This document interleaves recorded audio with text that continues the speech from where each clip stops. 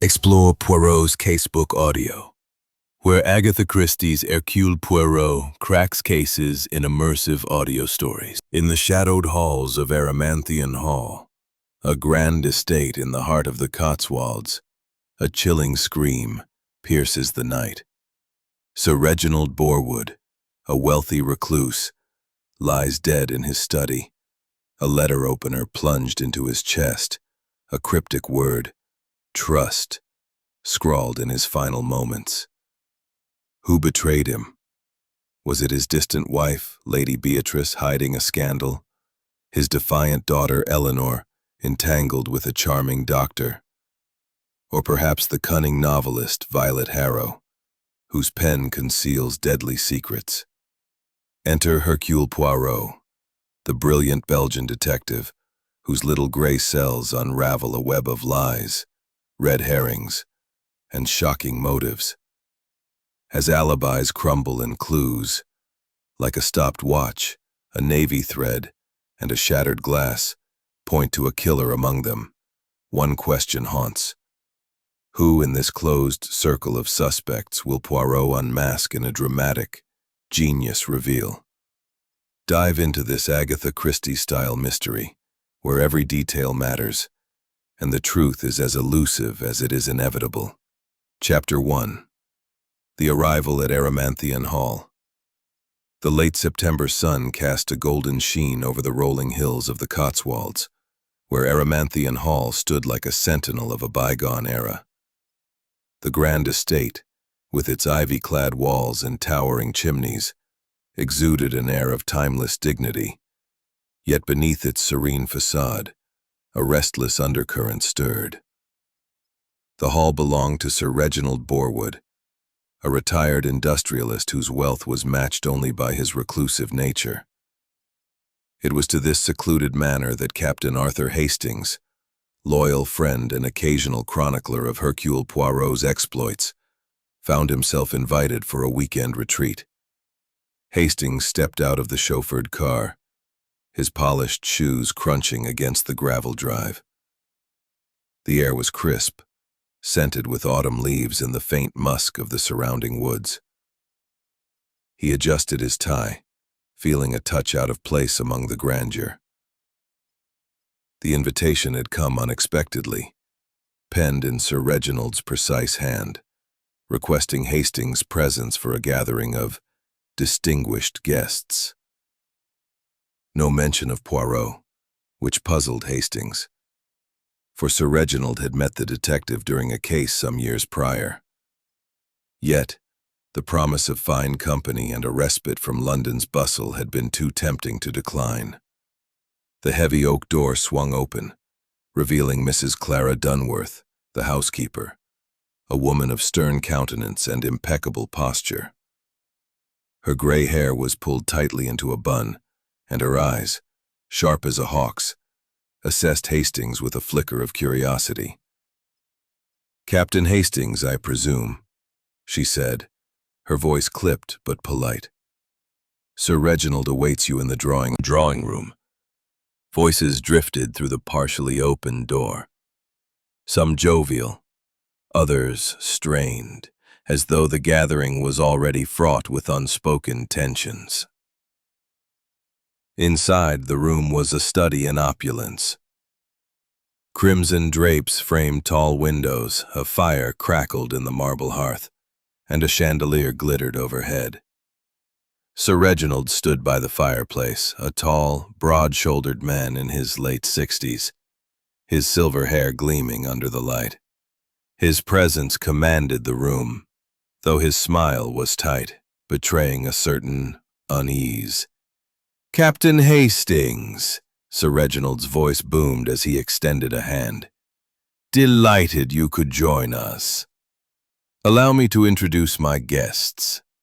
The assembled company was a curious mix, each individual distinct yet bound by an invisible thread of connection to their host. First was Lady Beatrice Borwood, Sir Reginald's wife, a statuesque woman with auburn hair and a cool, appraising gaze. Her emerald gown shimmered as she inclined her head, her smile polite but distant. Beside her stood their daughter, Miss Eleanor Borwood, a striking young woman of 25 with a restless energy. Her dark eyes darted about the room, as though searching for something, or someone. Next was Mr. Leonard Carver, a solicitor with a pinched face and a nervous habit of adjusting his spectacles. He was Sir Reginald's legal advisor, and his presence suggested matters of business rather than pleasure. Opposite him lounged Dr. Philip Marwood, a physician whose easy charm and quick wit seemed at odds with the gravity of his profession. His eyes, however, held a glint of calculation that Hastings found unsettling. Miss Violet Harrow, a novelist of some repute, sat near the window, her pen scratching furiously in a notebook. Her auburn curls bounced as she looked up, offering Hastings a mischievous smile. "Researching my next mystery," she said lightly, though her gaze lingered on him a moment too long. Finally, there was Mr. Gerald Trent, a distant cousin of Sir Reginald's, whose ruddy complexion and booming laugh suggested a man accustomed to excess. His tailored suit strained slightly at the seams, and his eyes held a spark of defiance, as though he resented his host's authority. The introductions complete, Sir Reginald gestured to a tray of sherry. "Please make yourself comfortable, Captain. We've a fine weekend ahead. Shooting, dining, and perhaps a touch of intrigue to keep things lively." His laugh was hearty, but it did not reach his eyes. As Hastings accepted a glass, he couldn't shake the feeling that the gathering was a carefully orchestrated tableau. The guests' polite smiles masked undercurrents of resentment, envy, or fear. Emotions Hastings had seen countless times in candelabras. The table was set with gleaming silver and crystal, and the meal, roast pheasant, glazed vegetables, and a rich claret, was served with meticulous care by the staff. Conversation flowed, though it was punctuated by awkward silences. Lady Beatrice spoke of her charity work with a forced enthusiasm, while Eleanor's responses were curt, her attention fixed on her plate. Mr. Carver mentioned a recent legal matter involving Sir Reginald's estate, prompting a sharp glance from his host. Dr. Marwood, meanwhile, regaled the table with anecdotes of his travels, though Hastings noted how his eyes flicked toward Eleanor whenever she spoke. Miss Harrow, ever the observer, leaned toward Hastings. "Quite the cast of characters, don't you think, Captain?" "I wager there's a story or two hidden among them." Her tone was playful, but her words carried a weight that made Hastings uneasy. As the meal drew to a close, Sir Reginald rose, tapping his glass for attention. "My friends," he began, his voice steady but tinged with gravitas, "I've gathered you here for more than mere pleasantries. Tomorrow I intend to make an announcement that will affect us all. It concerns my estate and certain arrangements I've made." A murmur rippled through the room. Eleanor's fork clattered against her plate, and Lady Beatrice's hand tightened around her glass. Mr. Carver's spectacles glinted as he leaned forward, while Mr. Trent's face reddened, his jaw set. Dr. Marwood's smile faltered, and Miss Harrow's pen paused mid-sentence. "What sort of arrangements?" Eleanor asked, her voice sharp. Sir Reginald's smile was enigmatic. "All in good time, my dear. For now, let us enjoy the evening." The party dispersed to the drawing-room for coffee, but the atmosphere had shifted. Hastings observed the guests' interactions with growing curiosity. Eleanor whispered urgently to Dr. Marwood in a corner, her gestures animated. Lady Beatrice excused herself early, claiming a headache, while Mr. Trent lingered by the decanter, pouring himself a generous brandy. Mr. Carver and Sir Reginald spoke in low tones by the fire, their conversation abruptly halting when Hastings approached. As the clock struck 10, Hastings retired to his room, a spacious chamber with a four-poster bed and a view of the moonlit gardens. He sat by the window, reflecting on the evening's undercurrents. Sir Reginald's announcement, whatever it was, had stirred unease among the guests. Hastings knew enough of human nature and of Poirot's methods to suspect that secrets were afoot. He made a mental note to write to Poirot in the morning, for the Belgian detective's insight would surely prove invaluable. Unbeknownst to Hastings, the wheels of fate were already turning. In the stillness of Poirot's little gray cells would be called upon to unravel a mystery as intricate as any he had ever faced. The stage was set, the players assembled, and the first act of a deadly drama was about to unfold. Chapter 2. The Shadow Falls. The first light of dawn crept through the heavy curtains of Erymanthian Hall, casting pale fingers across the polished floors. Captain Hastings awoke with a start, his dreams troubled by vague impressions of whispered arguments and fleeting shadows. The air in his room was cool, and the faint chirping of birds outside contrasted sharply with the unease that lingered from the previous evening's dinner. He dressed quickly, his military precision guiding his movements, and made his way downstairs, hoping a strong cup of tea might dispel the disquiet that clung to him. The dining room was empty save for Mrs. Dunworth, the housekeeper, who was overseeing the breakfast preparations with her usual severity. Her eyes flicked toward Hastings as he entered, and he noted a tightness in her expression that had not been there the previous evening. "Good morning, Captain," she said, her tone formal but strained. "Breakfast will be served shortly. Sir Reginald is indisposed this morning." "Indisposed?" Hastings raised an eyebrow, sensing something amiss. "Is he unwell?" Mrs. Dunworth hesitated, her hands smoothing her apron. "I'm sure it's nothing serious. He often takes breakfast in his study when he has matters to attend to." Her words were polite, but Hastings detected a note of evasion. He thanked her and wandered into the morning room, where a few of the guests were already gathered. Miss Violet Harrow sat by the window, her notebook open but untouched, her gaze fixed on the misty gardens beyond. Dr. Philip Marwood stood by the sideboard, pouring coffee with a steadiness that belied the faint tremor in his hands. Mr. Gerald Trent was absent, likely still abed after his indulgences the previous night. But Mr. Leonard Carver was present, his spectacles fogged from the steam of his tea. "Where's Eleanor?" Hastings asked, noting the absence of Sir Reginald's daughter. Dr. Marwood glanced up, his smile tight. "She mentioned a walk in the gardens. Said she needed air after last night." The mention of the previous evening hung in the air, and Hastings recalled Sir Reginald's cryptic announcement. Before he could press further, a piercing scream shattered the morning's calm, echoing from the direction of the east wing. The guests froze, their faces a tableau of shock. Mrs. Dunworth appeared in the doorway, her composure frayed. "It's Sir Reginald," she gasped.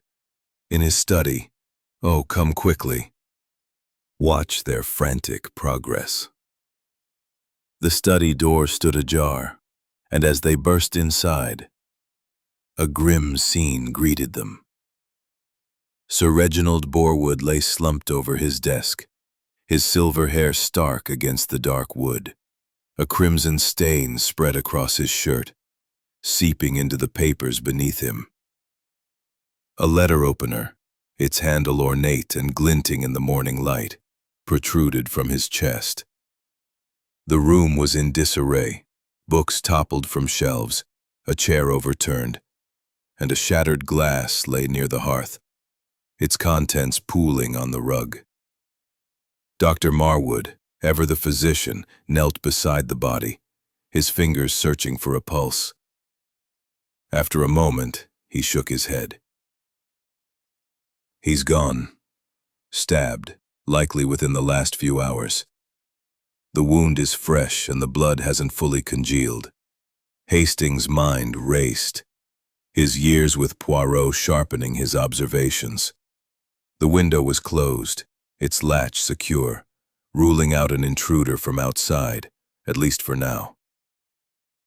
The desk was cluttered with documents, one of which bore Sir Reginald's signature, half completed. A pocket watch lay open beside him, stopped at 2:17, though whether AM or PM was unclear. A faint scent of brandy lingered, mingling with the metallic tang of blood. Miss Harrow, her voice steady despite the horror, murmured, "This is no accident." Someone meant to silence him. Mr. Carver, pale and trembling, adjusted his spectacles. "We must call the police at once. This is monstrous." Mrs. Dunworth, who had lingered in the doorway, wrung her hands. "I'll fetch the constable. And Lady Beatrice, she must be told." As she hurried off, Hastings scanned the room, his thoughts turning to Poirot. This was precisely the sort of puzzle that would delight his friend.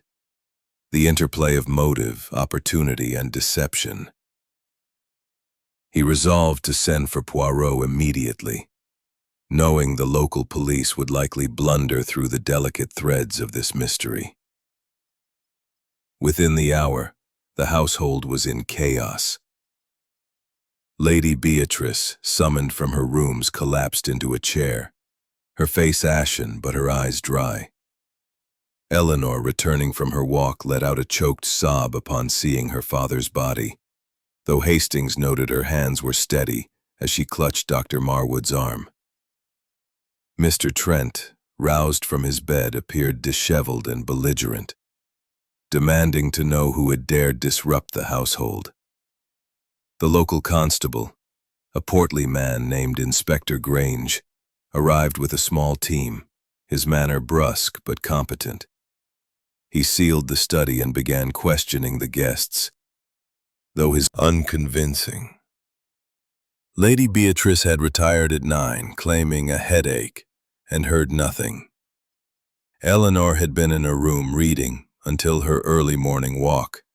Dr. Marwood insisted he had slept soundly after a late brandy in the library. Mr. Carver had been reviewing legal documents in his room, and Mr. Trent admitted to drinking heavily before stumbling to bed. Miss Harrow, ever observant, claimed to have been writing until midnight, her room overlooking the gardens, where she saw no one. Hastings, however, noted discrepancies. Eleanor's boots left by the door were dry despite the morning dew, suggesting her walk might not have occurred. Dr. Marwood's hands, steady during his examination of the body, had trembled earlier, a sign of nerves or guilt. Mr. Carver's papers, glimpsed in his briefcase, included a draft of Sir Reginald's will, which raised questions about the arrangements mentioned the previous night.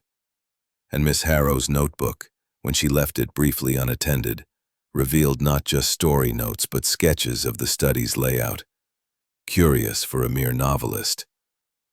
As evening approached, the household gathered in the drawing room, their faces drawn with suspicion and fear. Inspector Grange, frustrated by the lack of progress, announced that no one was to leave the estate until further notice. The guests exchanged wary glances, each aware that a murderer walked among them. At precisely 6:45 p.m., the crunch of gravel announced the arrival of a taxi. Hercule Poirot stepped out, his diminutive figure immaculate in a tailored overcoat, his mustache waxed to perfection. His eyes, bright and piercing, surveyed the hall with the air of a general assessing a battlefield. Hastings hurried to greet him, relief flooding his chest.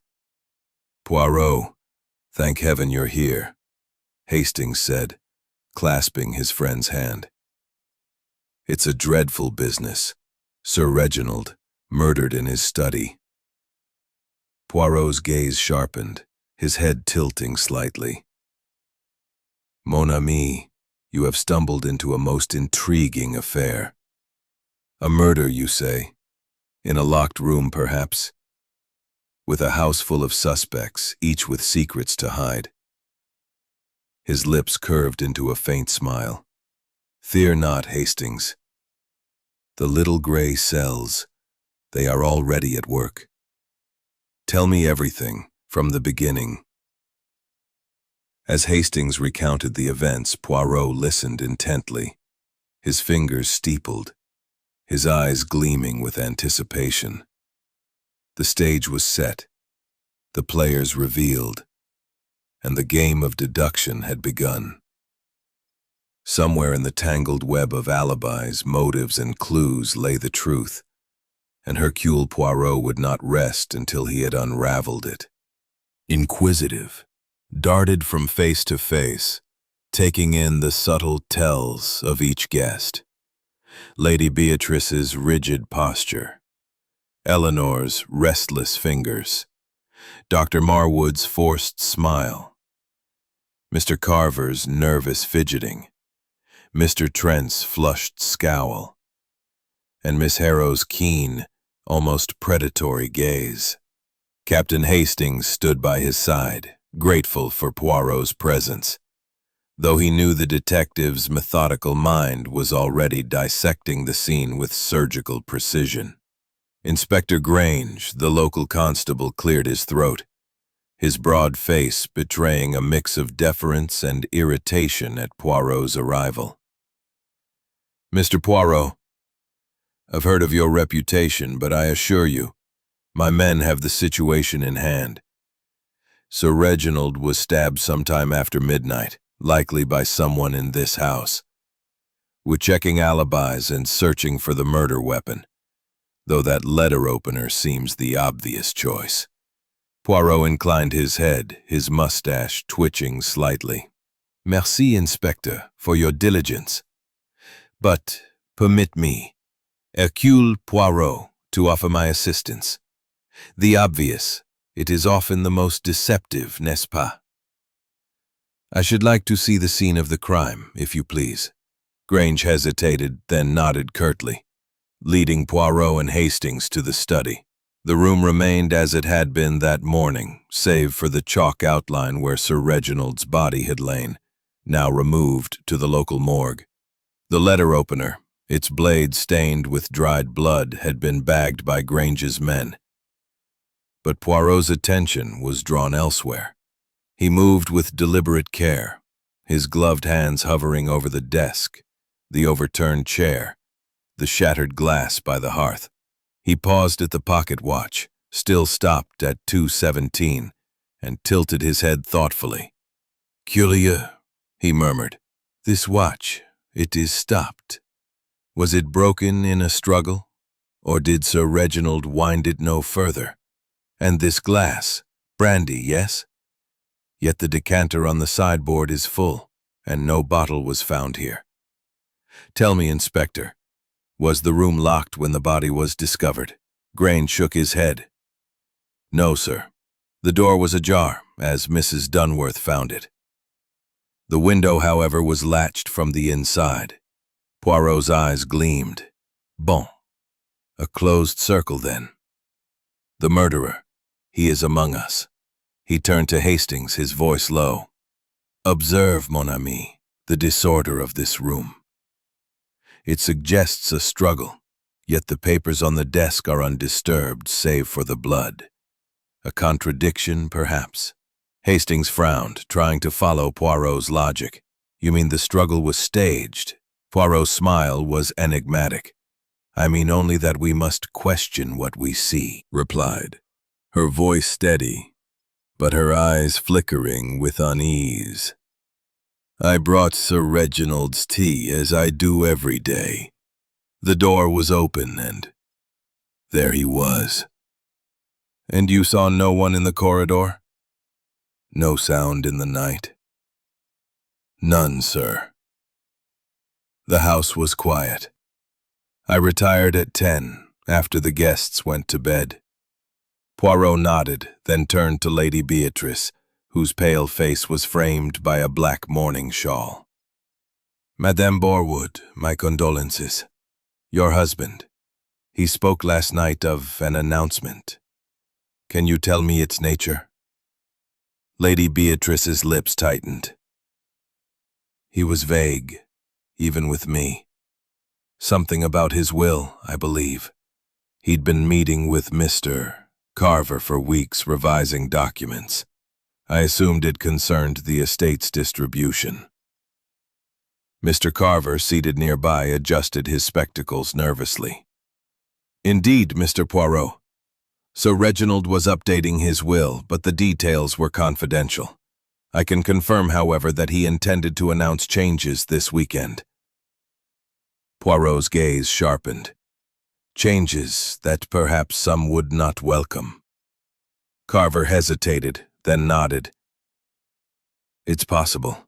Sir Reginald was decisive in his affairs.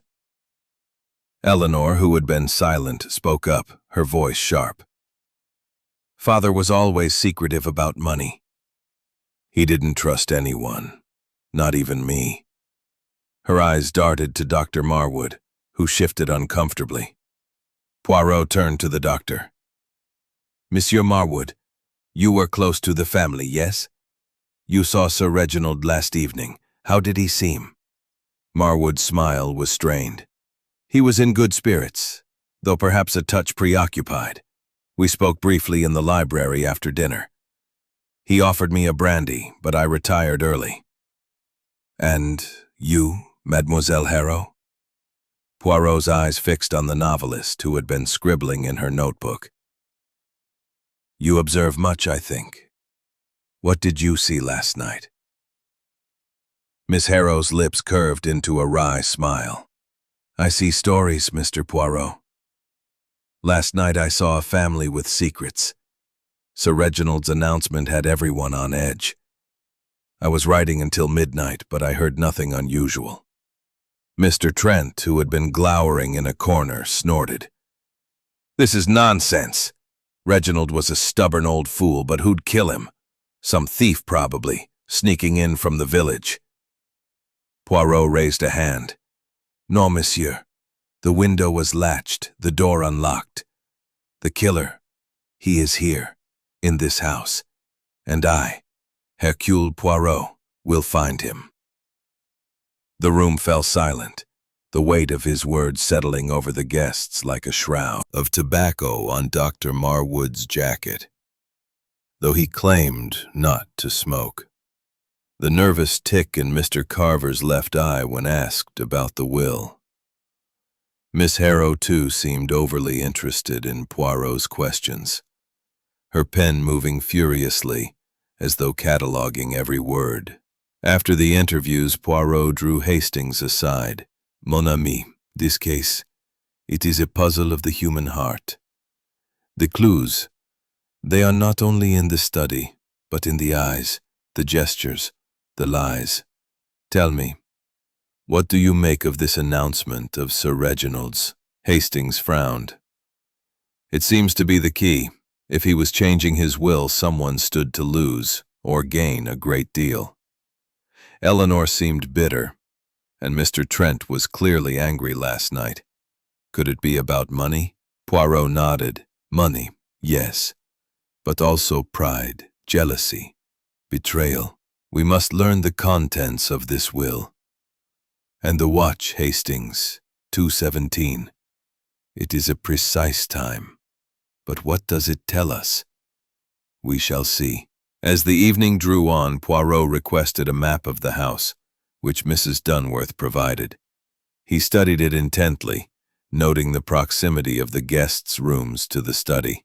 The east wing where the murder occurred was accessible via a single corridor, with Eleanor's room closest, followed by Dr. Marwood's and Mr. Carver's.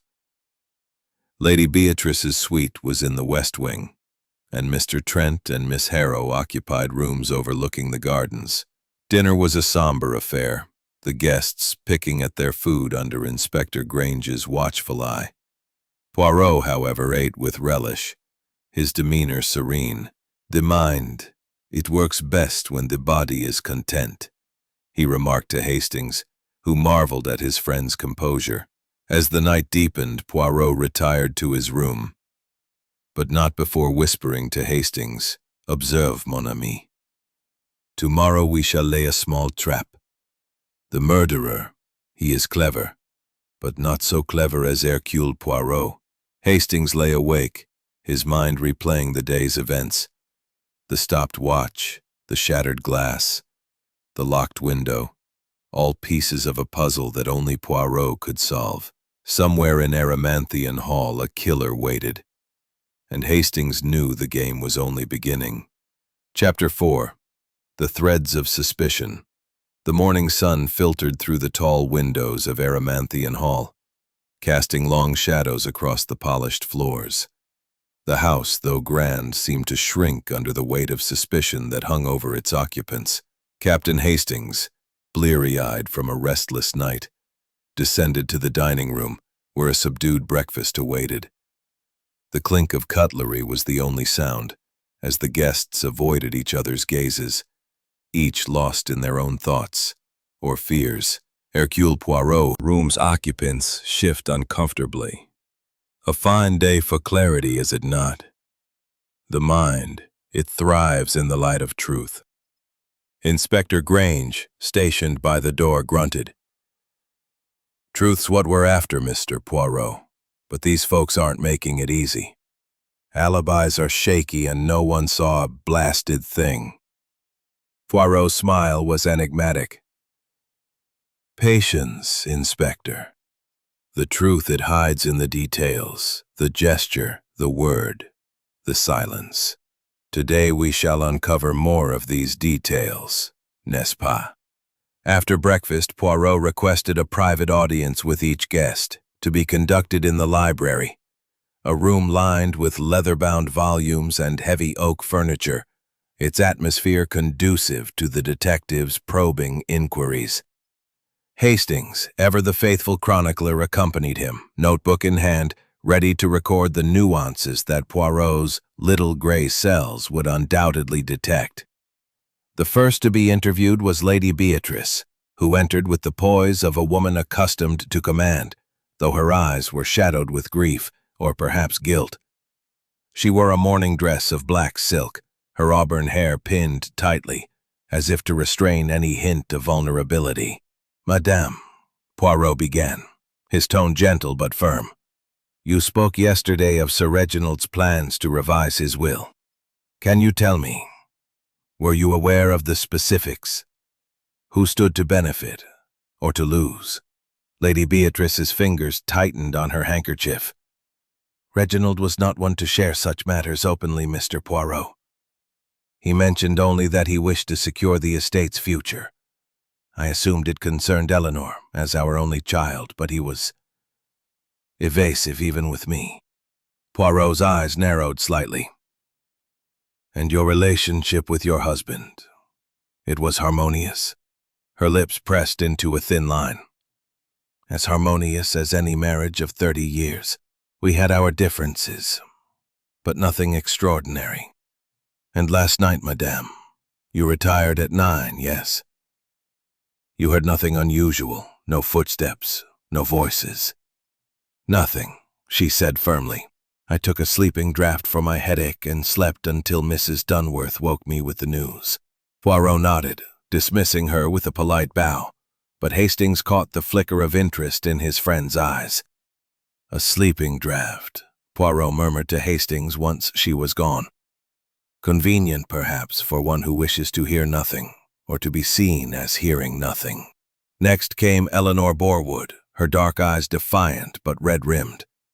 She sat stiffly, her hands clasped in her lap, her navy dress rumpled as though she had dressed in haste. Poirot's questions were direct, yet laced with his characteristic courtesy. "Mademoiselle, your father's announcement last night, it upset you, I think. Why?" Eleanor's jaw tightened.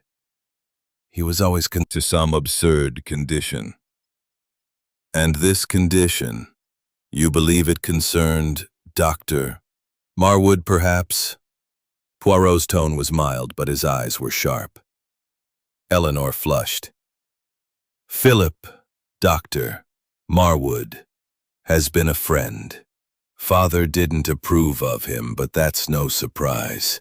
He didn't approve of anyone I cared for. Poirot leaned forward.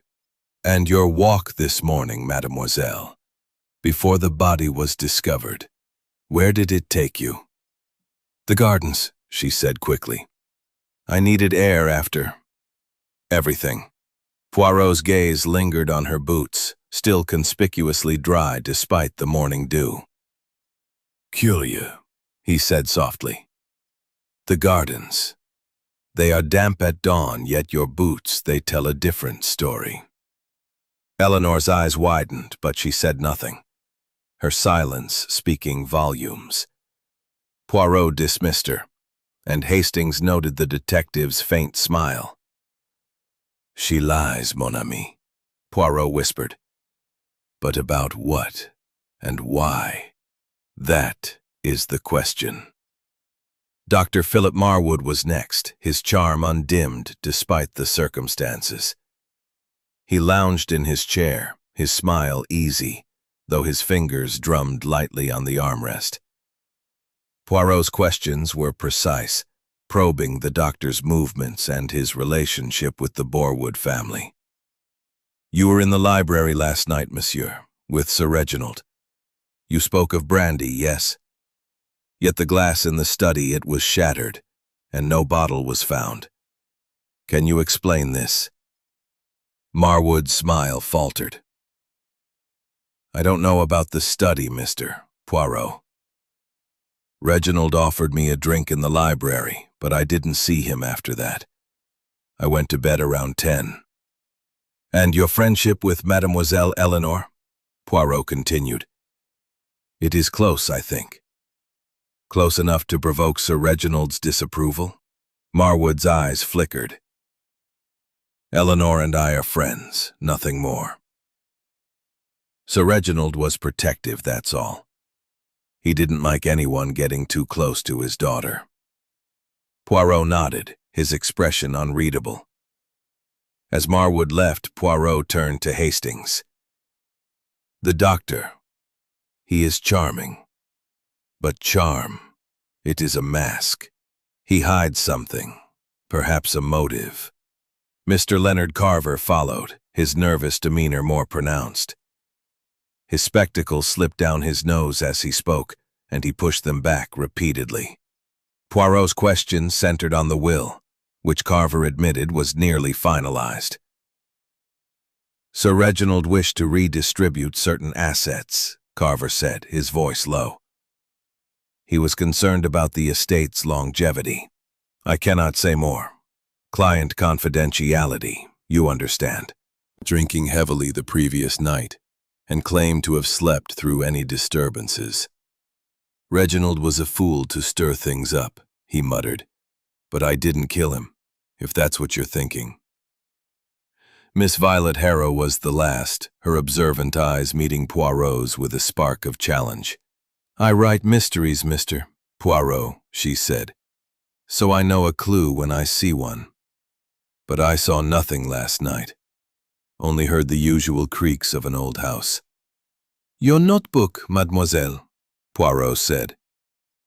It contains sketches of the study. Why? She smiled faintly. A writer's habit. I was intrigued by the room's layout. It's perfect for a murder scene. Purely fictional, of course. Poirot dismissed her, but his expression was thoughtful. She sees too much, Hastings, and perhaps knows too much. After the interviews, Poirot and Hastings returned to the study, where Poirot examined the scene anew. He lingered by the desk, noting a faint smudge on the blotter, a fingerprint, perhaps, in ink rather than blood. The stopped watch drew his attention again, and he murmured, 2:17, a precise moment. But is it when the murder occurred or when the killer wished us to believe it occurred? He then inspected the hearth where the shattered glass lay. Kneeling, he sniffed the rug, his nose wrinkling. Brandy, yes, but also something else. A chemical, perhaps. We must have this analyzed. As they left the study, Poirot paused in the corridor, his eyes scanning the floor. He bent down, retrieving a single thread of navy wool, which he held up to the light. From a coat, perhaps, or a dress. Mademoiselle Eleanor. She wore navy today, did she not? Hastings nodded, his mind racing. You think she was in the study? Poirot's smile was cryptic. I think, mon ami, that the threads of this mystery are beginning to weave together. Tonight we shall observe closely. The killer, he grows nervous, and nervous people make mistakes. Chapter 2. As the household gathered for another tense dinner, Poirot's presence seemed to tighten the screws of suspicion. Hastings watched the guests, their faces a gallery of secrets, and knew that Poirot's trap was slowly closing. Chapter 5. The red herrings emerge. The atmosphere in Erymanthian Hall had grown taut as a bowstring, each guest moving with the wariness of one who knows a predator lurks nearby. The second evening after Sir Reginald Borwood's murder found the household gathered in the drawing room, their faces illuminated by the soft glow of the chandelier. Hercule Poirot, ever the orchestrator of subtle dramas, sat in a high-backed chair, his small hands folded neatly, his eyes darting from one suspect to another with the precision of a metronome. Fireplace, his broad shoulders hunched. We've searched the rooms, Mr. Poirot, he said gruffly. Found nothing incriminating, no blood-stained clothes, no hidden weapons. But I've got my eye on Mr. Trent. He's got a temper, and he was roaring drunk the night of the murder. Plus he's got debts, owed Sir Reginald a tidy sum, from what I hear. Poirot's mustache twitched, a sign Hastings recognized as mild amusement. Monsieur Trent, he is indeed a man of passion, Inspector. But passion, it does not always equal guilt. Tell me, what of the others? Have you considered their alibis? Their motives? Grange snorted. They're all tight-lipped, but I'm working on it. Miss Eleanor's story about her walk doesn't add up. Those dry boots of hers are suspicious. And Dr. Marwood? He's too smooth for my liking. I've sent for the coroner's report, should confirm the time of death soon. Poirot nodded, his expression serene. Bon, the facts, they are essential. But it is the contradictions, Inspector, that reveal the truth. Let us proceed with care. The evening's conversation was strained, with Lady Beatrice maintaining a stoic silence, her black morning dress absorbing the light. Eleanor sat apart, her gaze fixed on the floor, while Dr. Marwood attempted to lighten the mood with anecdotes that fell flat. Mr. Carver fidgeted with his spectacles, his unease palpable, and Mr. Trent glowered over a glass of brandy, his ruddy face flushed with defiance.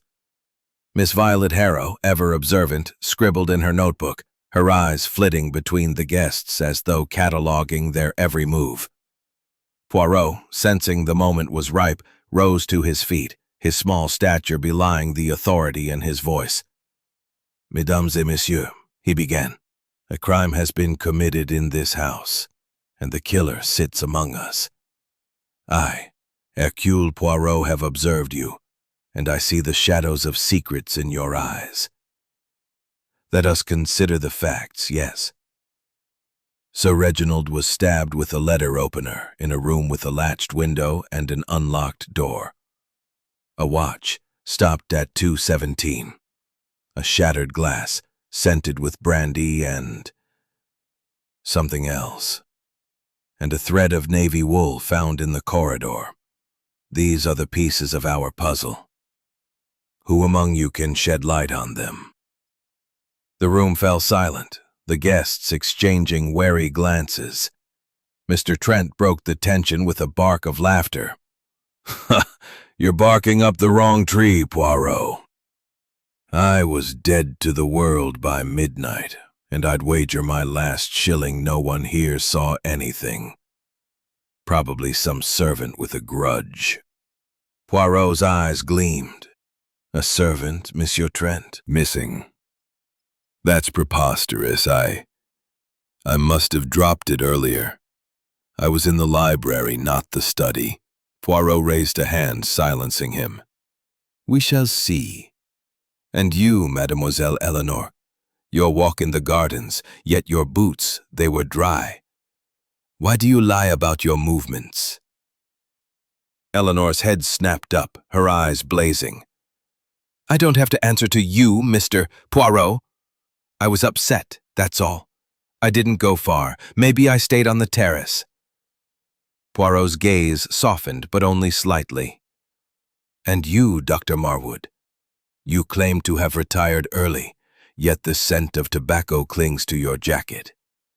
Did you perhaps linger in the corridor, smoking near this study? Marwood's smile faltered. I don't smoke, Mr. Poirot. You must be mistaken. Poirot's smile was enigmatic. The nose of Hercule Poirot, it is rarely mistaken. And you, Monsieur Carver, your papers, did they include a draft of Sir Reginald's will, perhaps with changes that would anger certain parties? Carver's spectacles slipped, and he pushed them back with a trembling hand. I told you, Mr. Poirot, those documents are confidential. I cannot discuss them. Poirot turned to Miss Harrow, who had paused her writing to watch the exchange. And you, mademoiselle, your sketches of the study, most detailed for a mere novelist. Were you perhaps planning a crime as well as writing one? Miss Harrow laughed, a light, musical sound. You flatter my imagination, Mr. Poirot. I'm merely observant. The study's layout intrigued me, nothing more. Lady Beatrice, who had remained silent, spoke at last, her voice cold. This is intolerable, Mr. Poirot. You accuse us all, yet offer no proof. My husband is dead, and you play games with our grief. Poirot bowed. My apologies, madame. But grief, it can mask many things. I seek only the truth. As the guests dispersed, their nerves frayed, Hastings leaned toward Poirot.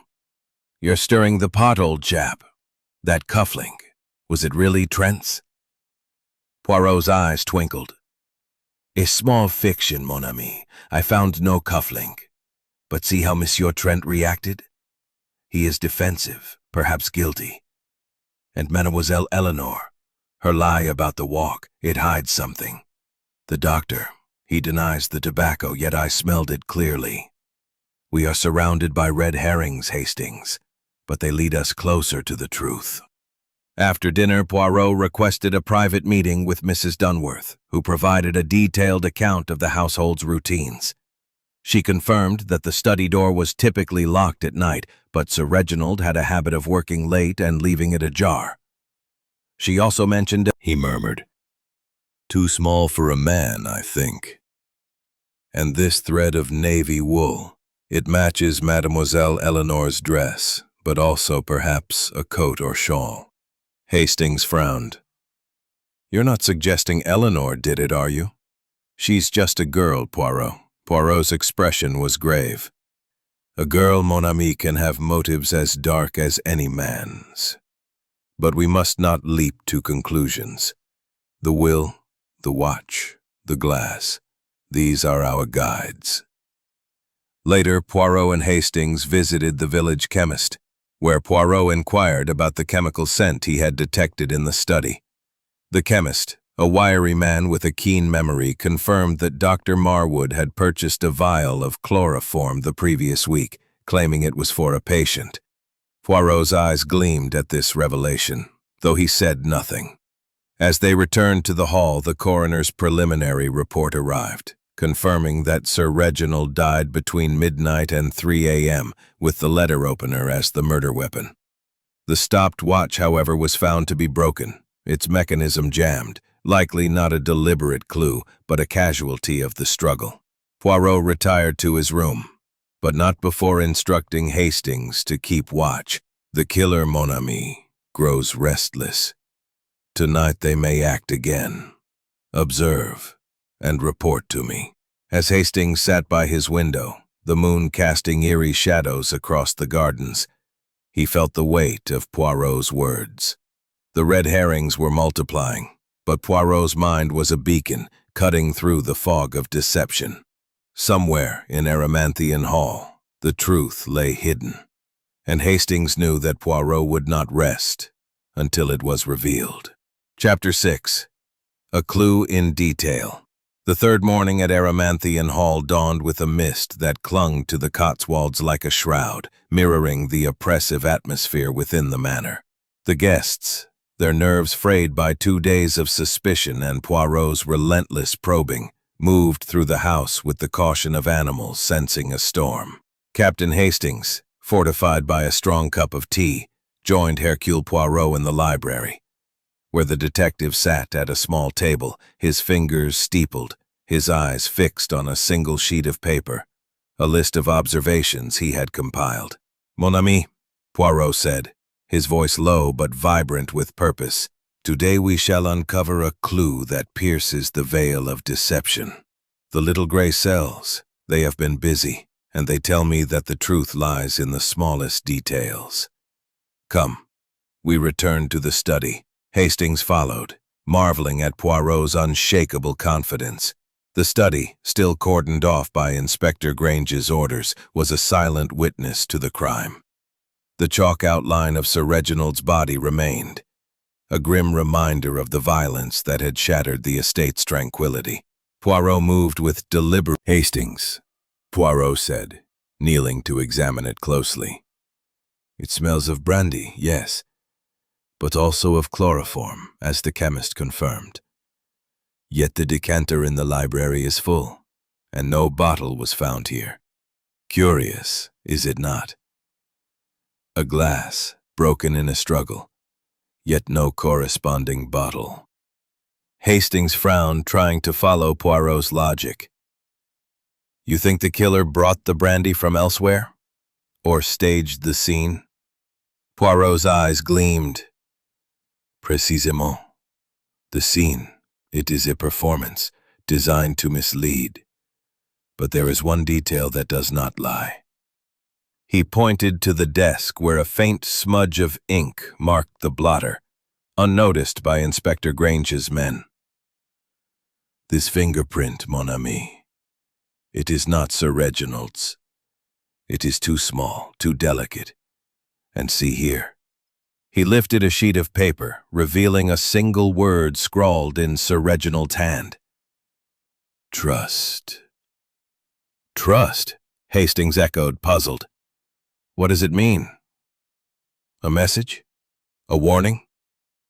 Poirot's smile was enigmatic. "Perhaps both. Or perhaps it is a fragment of a larger truth. We must consider the context. Sir Reginald, he was writing when he died. This word, it was his last act. We must find what he was writing, and to whom." Leaving the study, Poirot requested a meeting with Mr. Leonard Carver, whose nervous demeanor had grown more pronounced. The solicitor entered the library, his spectacles slipping down his nose, his hands clutching a leather briefcase. Poirot wasted no time. "Monsieur Carver," he began, his tone courteous but firm. "You have spoken of Sir Reginald's will, yet you withhold its contents. I must know the details. Who stood to gain, and who to lose?" Carver hesitated, his eyes darting to the door. "Mr. Poirot, I am bound by confidentiality, but given the circumstances, I can say that Sir Reginald intended to divide the estate unequally. Eleanor was to receive the bulk, but with conditions, marriage clauses, financial oversight. Others, including Mr. Trent, were to receive significantly less than expected. And Lady Beatrice, Poirot pressed. Carver's voice dropped. She was to retain the hall, but with limited funds. Sir Reginald believed she had been extravagant. Poirot nodded, dismissing Carver with a wave. The will, Hastings, he said once they were alone. It is the spark that ignited this crime. But there is more. The word trust. It suggests Sir Reginald's suspected betrayal. We must find his papers. Attention shifted to a small detail Hastings had overlooked.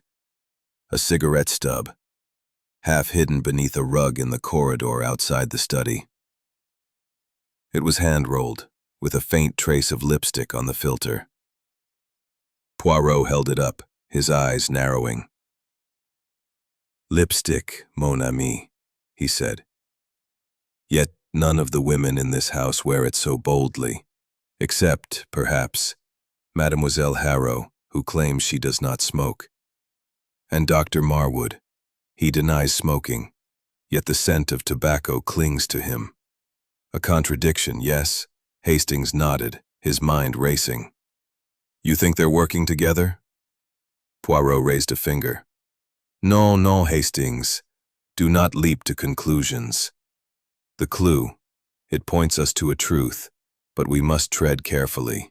That afternoon, Poirot gathered the guests in the drawing room, his demeanor calm but commanding. Mesdames et messieurs, he said, I have found a clue that troubles me. A cigarette stub, marked with lipstick, in the corridor near the study.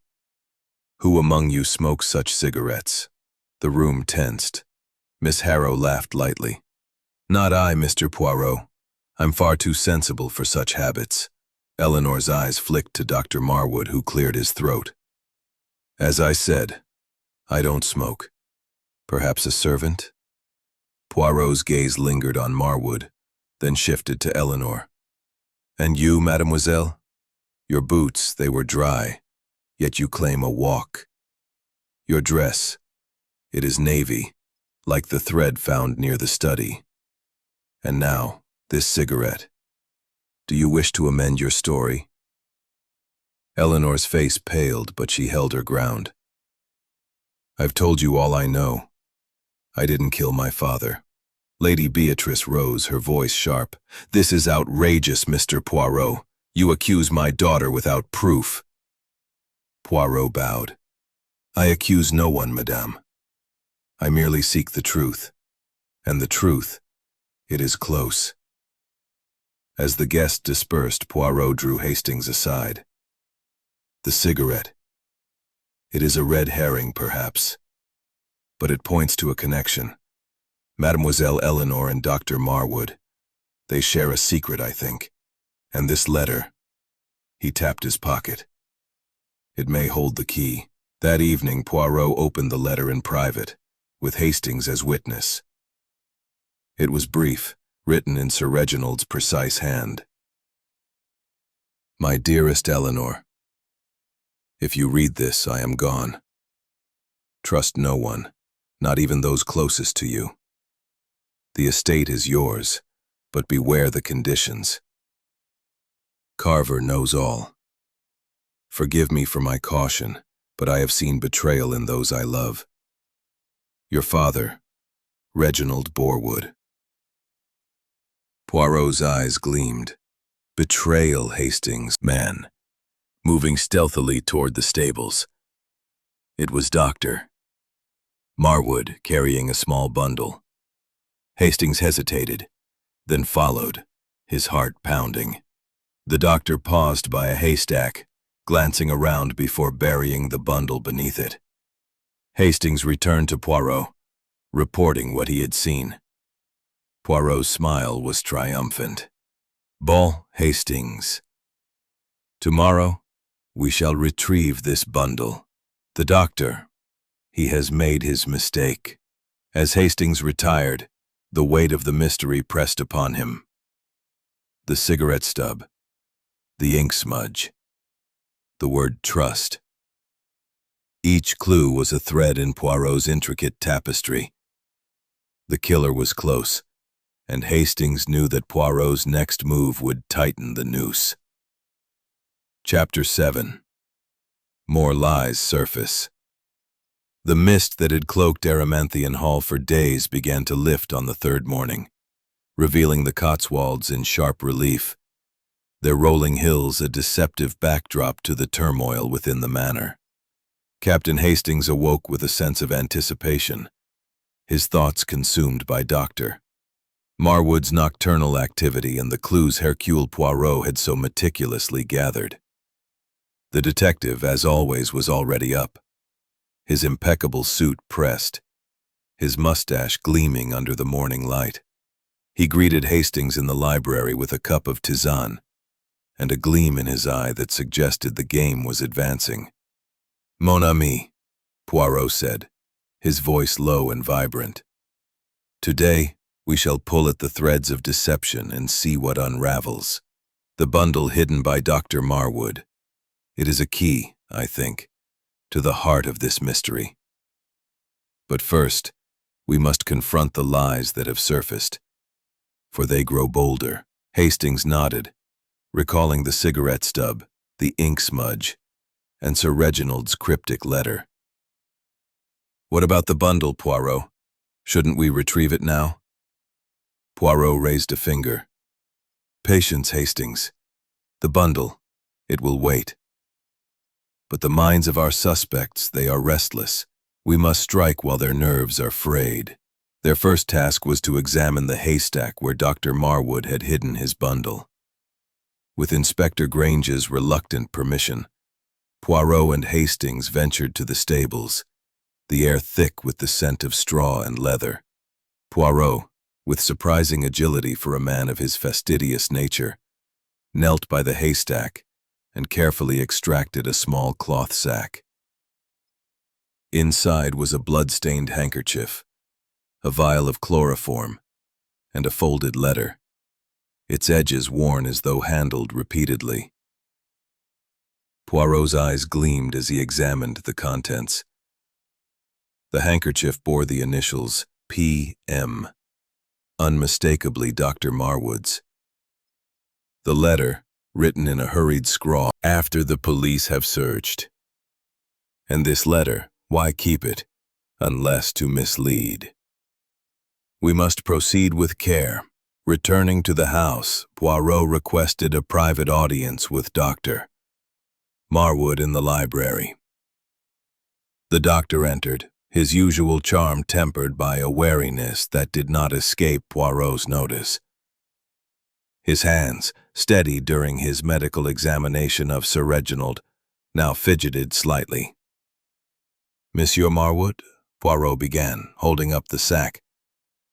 "This was found in the stables, hidden by you last night. A handkerchief, stained with blood. A vial of chloroform, purchased by you. And a letter, summoning you to the study. What do you say?" Marwood's face paled, but he recovered quickly, his smile strained. "I don't know what you're talking about, Mr. Poirot. That sack isn't mine. Someone's trying to frame me." Poirot's eyes narrowed. "The initials P.M. on the handkerchief, they are yours, yes. And the chloroform, it matches your purchase at the chemist. You deny this?" Marwood's jaw tightened. "I bought chloroform for a patient, as I told the chemist. As for the handkerchief, anyone could have taken it from my room. I was in bed by 10, as I said." "And the letter?" Poirot pressed, holding it up. "Sir Reginald's writing, summoning you to the study at 1:30 a.m. You met him, did you not?" Marwood hesitated, his eyes darting to the door. "I received a note, yes, but I didn't go. I thought it was a mistake. Reginald and I had no business to discuss at that hour." Poirot's smile was thin. A mistake, you say. Yet you kept the letter and hid it with these items. Why, monsieur, if you are innocent? Marwood's composure cracked, his voice rising. I'm telling you I didn't kill him. Someone's playing a game, planting evidence. You're wasting your time with me. Poirot dismissed him, but his expression was thoughtful. He lies, Hastings, but not entirely. The letter, it is genuine, I think, but the handkerchief and chloroform, they are too convenient. Someone wishes us to believe Marwood is guilty. Next, Poirot turned his attention to Eleanor, whose strained demeanor had grown more pronounced. She entered the library reluctantly, her navy dress a stark contrast to her pale face. Poirot's questions were gentle but relentless. Mademoiselle Eleanor, he began. Your father's letter spoke of betrayal. Did you know of anyone he distrusted? And this thread of navy wool, found near the study, it matches your dress. Can you explain? Kind to me. Unlike father, who wanted to control every aspect of my life. Poirot nodded, dismissing her. To Hastings, he said, She is angry, mon ami, but her anger hides fear. She knows more than she says, and her connection to Marwood, it is a thread we must follow. The afternoon brought a new revelation. Mrs. Dunworth, flustered, approached Poirot with a discovery. A torn page from Sir Reginald's diary, found behind a bookshelf in the study during a cleaning. The entry, dated the day before the murder, read, 27th September. I fear I have misjudged those closest to me. LB grows distant and E is reckless. Carver warns of legal entanglements, but I must protect the estate. GT is a leech, and MH sees too much. Only one I trust now, but even that may be a mistake. Must act tomorrow. Poirot's eyes gleamed as he read the entry.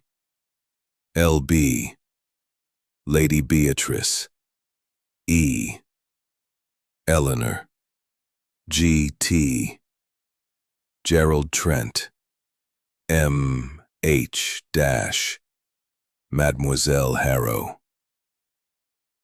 But who is the one he trusts? And why the fear of betrayal? Hastings frowned. It sounds like he suspected everyone. But this diary page, why was it torn out? Poirot tapped his chin. To hide it, perhaps, or to ensure it was found. The killer, they are clever, but not as clever as Hercule Poirot. That evening, Poirot gathered the guests in the drawing room, his presence commanding silence. Mesdames et messieurs, he said, new evidence has come to light. A diary entry, speaking of betrayal. A hidden bundle, pointing to Dr. Marwood, and a word, trust, written by Sir Reginald in his final moments. Someone in this room knows the truth. I urge you to speak, before I uncover it myself. The room erupted in accusations. Mr. Trent pointed at Marwood, shouting about his sneaky ways. Eleanor defended the doctor, her voice shrill. Lady Beatrice called for calm, while Mr. Carver adjusted his spectacles nervously. Miss Harrow, silent, watched with her usual intensity, her pen poised. As the guests dispersed, Poirot whispered to Hastings, "The lies, they multiply, but they also reveal. The diary, the bundle, the thread, they are pieces of a puzzle. Tomorrow we shall set a trap, and the killer they will stumble." Hastings retired, his mind swirling with the day's revelations. The diary entry, Marwood's bundle, Eleanor's evasion. Hercule Poirot, ever the maestro of human psychology, seemed to sense it too, his eyes bright with the anticipation of a breakthrough. In the library, Poirot sat at a small table, his fingers tracing the edges of Sir Reginald's diary page, the word trust scrawled in his notes beside it. "Mon ami," he said to Hastings, "today is a day for the heart to speak. The killer, they are clever, but even the cleverest cannot hide their emotions forever. We shall press, and someone will break." Hastings nodded, though he felt a pang of unease. "You're sure, Poirot? Everyone's on edge already. What if we push too far?" Poirot's smile was enigmatic. To push, Hastings, is to reveal. The truth, it lies in the cracks of composure. Come, we have work to do. Their first task was to confront Miss Violet Harrow, whose observant nature and cryptic sketches had piqued Poirot's interest. She entered the library with her usual air of confidence, her auburn curls framing a face that betrayed no fear, only curiosity. Poirot held up the cigarette stub with its faint trace of lipstick, his gaze piercing. "Mademoiselle Harrow," he began, "you claim you do not smoke, yet this stub, found near the study, bears lipstick similar to that which you wear. And your notebook, sketches of the study, precise and detailed. Why, mademoiselle, do you observe so closely?" Miss Harrow's smile faltered, her fingers tightening on her notebook. "I told you, Mr. Poirot, I'm a writer. I notice things, details, layouts, people.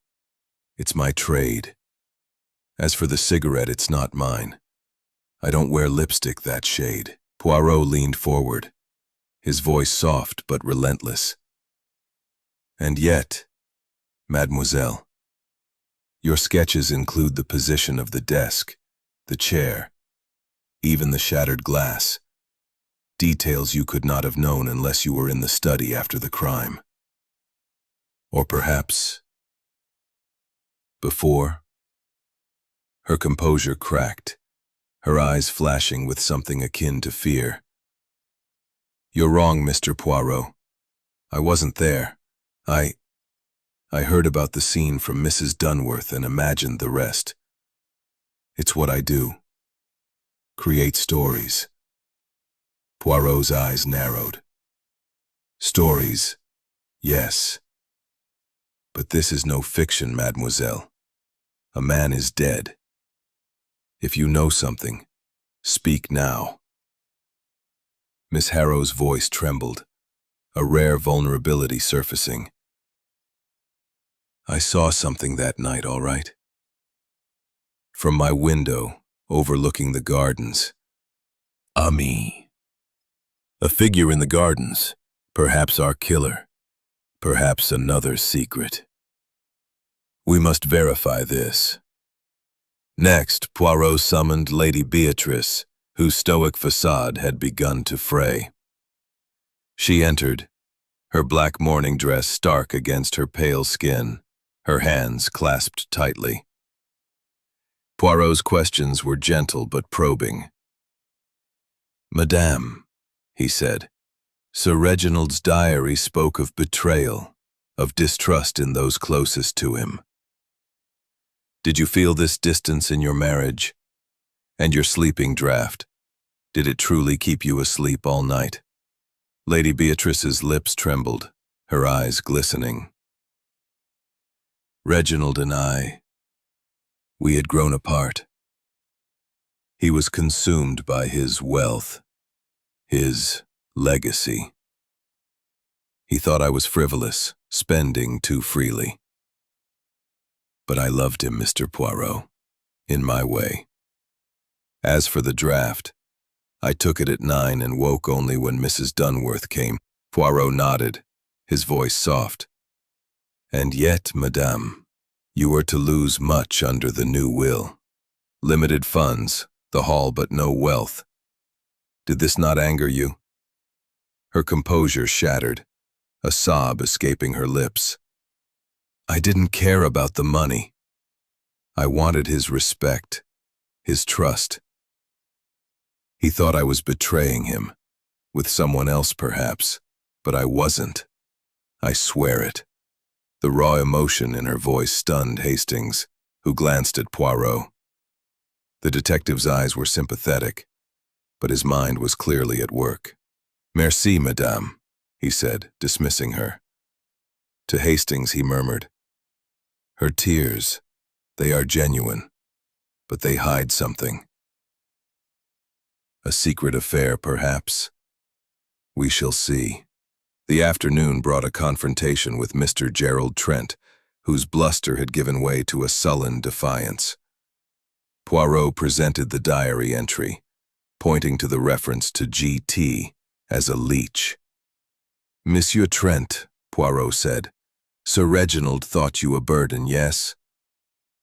You owed him money, and the new will would leave you with little. Did this not drive you to desperation?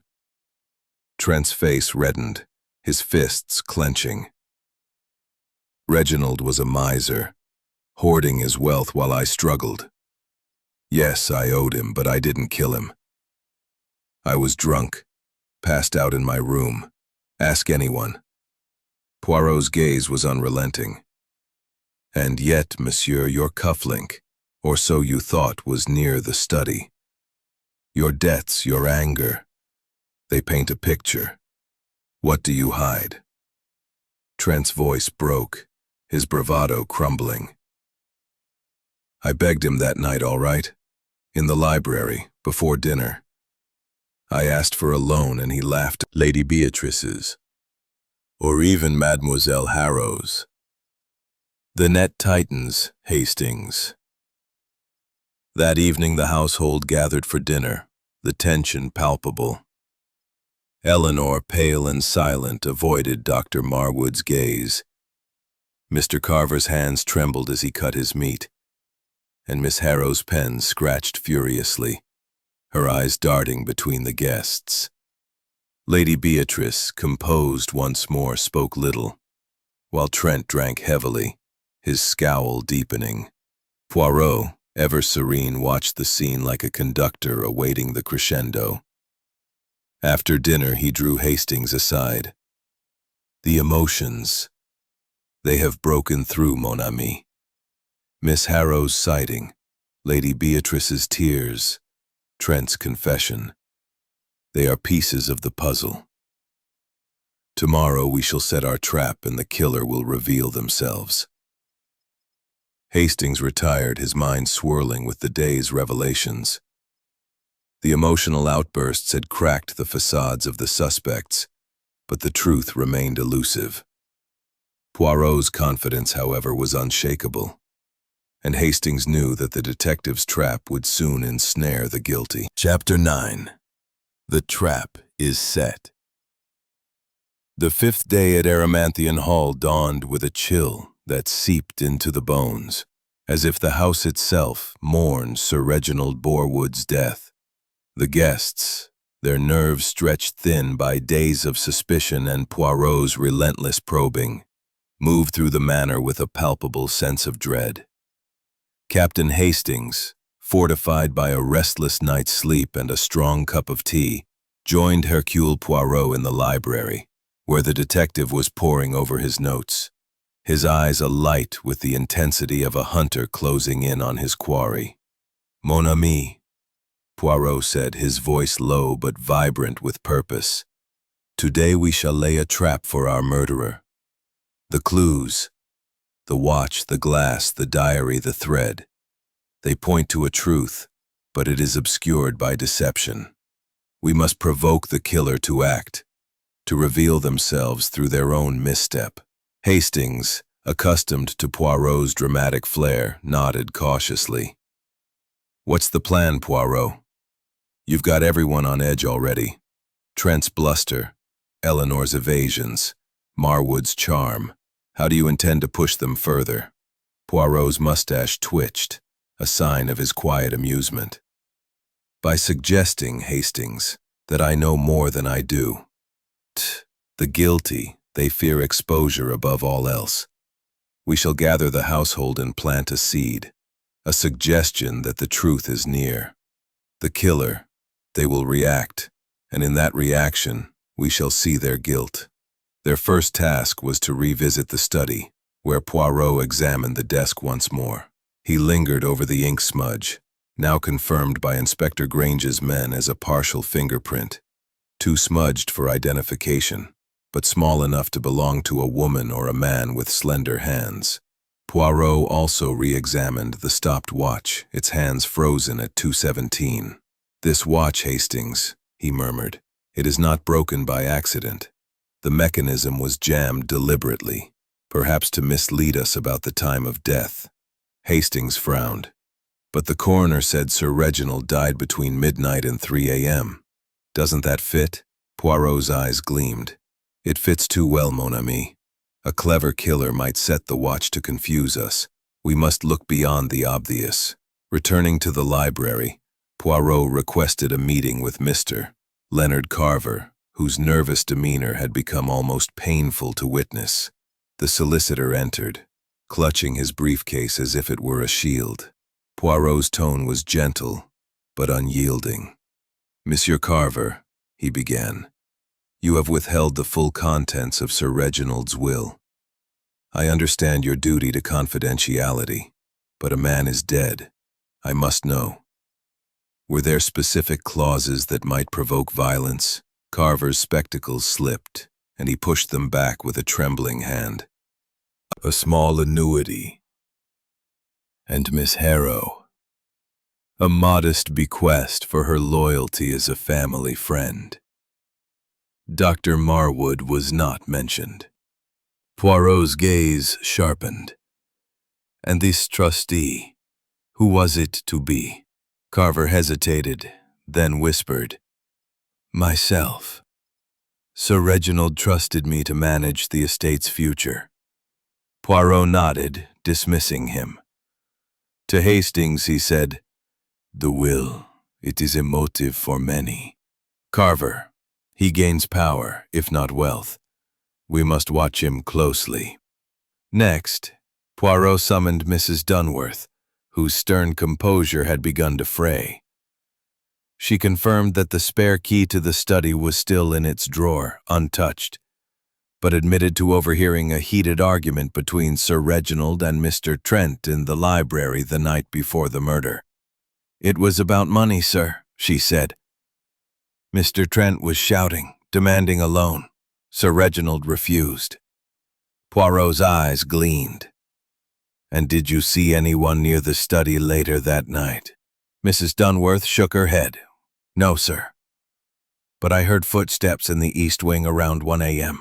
Light, like a woman's." This corroborated Miss Harrow's sighting, and Poirot filed it away, his mind clearly racing. He then turned his attention to the bundle hidden by Dr. Marwood, which Inspector Grange had sent for analysis. The blood on the handkerchief was confirmed as Sir Reginald's, and the chloroform matched the vial purchased by Marwood.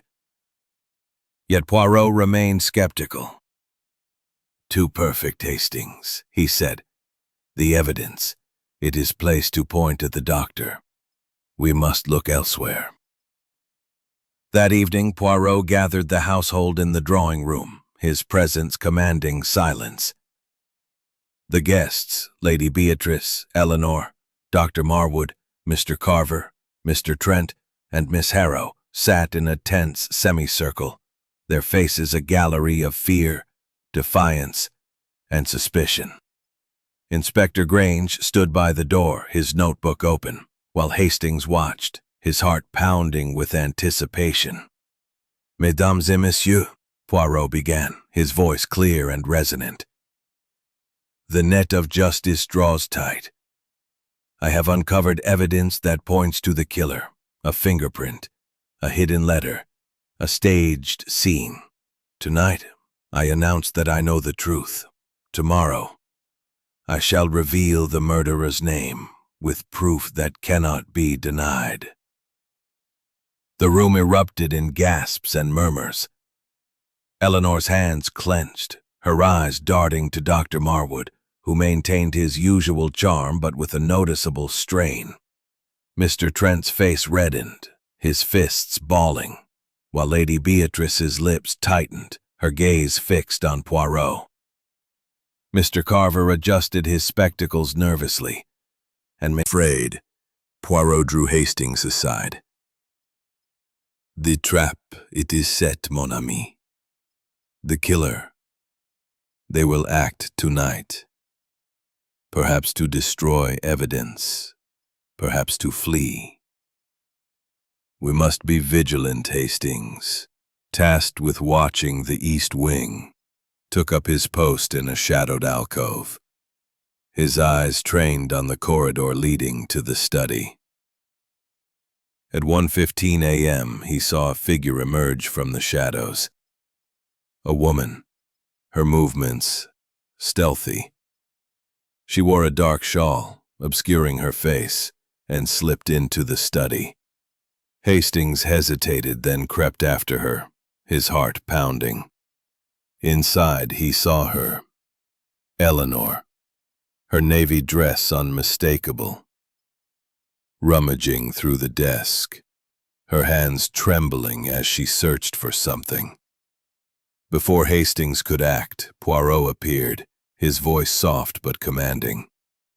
"Mademoiselle Eleanor," he said, stepping into the light. "What do you seek at this hour?" Eleanor gasped, dropping a sheaf of papers. I was looking for Father's letter. I thought it might explain everything." Poirot's eyes were kind but unyielding. "The letter. It is safe with me. But your presence here, it suggests guilt. Or fear. Which is it?" Eleanor's voice broke, tears streaming down her face. "I didn't kill him, Mr. Poirot. I loved him despite everything. But I know something about Philip. He was in the study that night. I saw him leaving around 1:30. Poirot's gaze sharpened. "You saw Dr. Marwood, and you said nothing." "I was protecting him," she whispered. I thought he might be innocent." Poirot nodded, guiding her back to her room. To Hastings, he said, "The trap. It has worked. Mademoiselle Eleanor. She reveals a truth, but not the whole truth. Tomorrow we shall confront the killer." As Hastings retired, the weight of Eleanor's confession settled over him. The trap had sprung, but the killer's identity remained just out of reach. Poirot's confidence, however, was unshakable, and Hastings knew the final revelation was near. Chapter 10. The Reveal. The sixth morning at Erymanthian Hall broke with a restless energy, as if the house itself sensed the climax of the drama unfolding within its walls. The guests, their faces drawn from sleepless nights and mounting dread, gathered in the drawing room at Hercule, skepticism tempered by a grudging respect for Poirot's methods. "Mesdames et messieurs," Poirot began, his voice clear and resonant. "A crime has been committed in this house, a murder most foul. Sir Reginald Borwood was stabbed in his study, and the killer sits among us. I, Hercule Poirot, have promised to reveal the truth, and today that promise is fulfilled. Let us reconstruct the events step by step and expose the murderer." The room fell silent, every eye fixed on Poirot. Hastings, accustomed to his friend's theatrical flourishes, felt a thrill of anticipation. Poirot held up a hand, his fingers delicate but commanding. "First, the scene," he said. Sir Reginald was found at his desk, a letter opener in his chest, a glass shattered by the hearth, a watch stopped at 2:17. The window was latched, the door ajar. No outsider could have entered. The killer, therefore, is one of you. He paused, letting the weight of his words settle. The clues, they are many. A fingerprint in ink, too small for Sir Reginald's hand. A thread of navy wool in the corridor. A cigarette stub with lipstick. A hidden bundle, blood-stained handkerchief, chloroform, a letter. And Sir Reginald's diary, speaking of betrayal, with one word on his desk: trust. Each clue it tells a story, but not the one the killer wishes us to believe. Poirot turned to Dr. Marwood, whose charm had faded under the strain. "Monsieur Marwood, you were summoned to the study at 1:30 a.m. by Sir Reginald's note. You claim you did not go, yet Mademoiselle Eleanor saw you leaving the study. The chloroform, it matches your purchase. The handkerchief, it bears your initials. You are the obvious suspect." "Yes." Marwood's face paled, his hands gripping the armrests. "I told you, I didn't go. Someone's framing me." Poirot's smile was serene. "Précisément. The evidence, it is too perfect. The handkerchief, the chloroform, they were placed to point to you. But you were in the study, monsieur. You lied, but not about the murder. You met Sir Reginald to discuss Mademoiselle Eleanor, did you not? You wished to marry her, and he refused." Marwood's shoulders slumped, his voice low. "Yes. He laughed at me, said I was after his money. I left him alive, I swear." Poirot nodded, turning to Eleanor. "Mademoiselle, you saw the doctor leave, yet you protected him. Why? Because you live precision." Trent's scowl deepened, but he said nothing. Poirot turned to Mr. Carver. "Monsieur Carver, the will, you were to be its trustee, a position of power. You knew its contents and you feared Sir Reginald's changes. But your fear, it is not the fear of a killer." Carver adjusted his spectacles, his voice trembling. "I only wanted to protect the estate." Poirot's eyes flicked to Lady Beatrice, whose stoic facade had returned. "Madame, you stood to lose much under the new will. Your husband suspected betrayal, perhaps an affair. Yet your grief, it is genuine. You did not kill him." Finally, Poirot turned to Miss Violet Harrow, her notebook open, her pen still. "Mademoiselle Harrow, you are the observer, the writer of mysteries. You saw a figure in the gardens, you sketched the study, you noticed everything. But you too had a motive. Sir Reginald's bequest to you. It was modest. Yet you were close to the family. You knew their secrets." Miss Harrow's smile was tight. "I'm a novelist, Mr. Poirot. I watch, I write. I didn't kill anyone." Poirot's voice grew softer, more dangerous. "No, mademoiselle. But you are the key. The cigarette stub. It was yours, despite your denials. The lipstick. It matches the shade you wore the first night, though you have since changed it. The sketches. They were not of imagination, but of memory. You were in the study after the murder, yes. The room gasped. Miss Harrow's face drained of color, her pen falling to the floor. You're mistaken, Mr. Poirot. Poirot raised a hand, silencing her. Let us return to the night of the murder. Sir Reginald, he was writing, revising his will.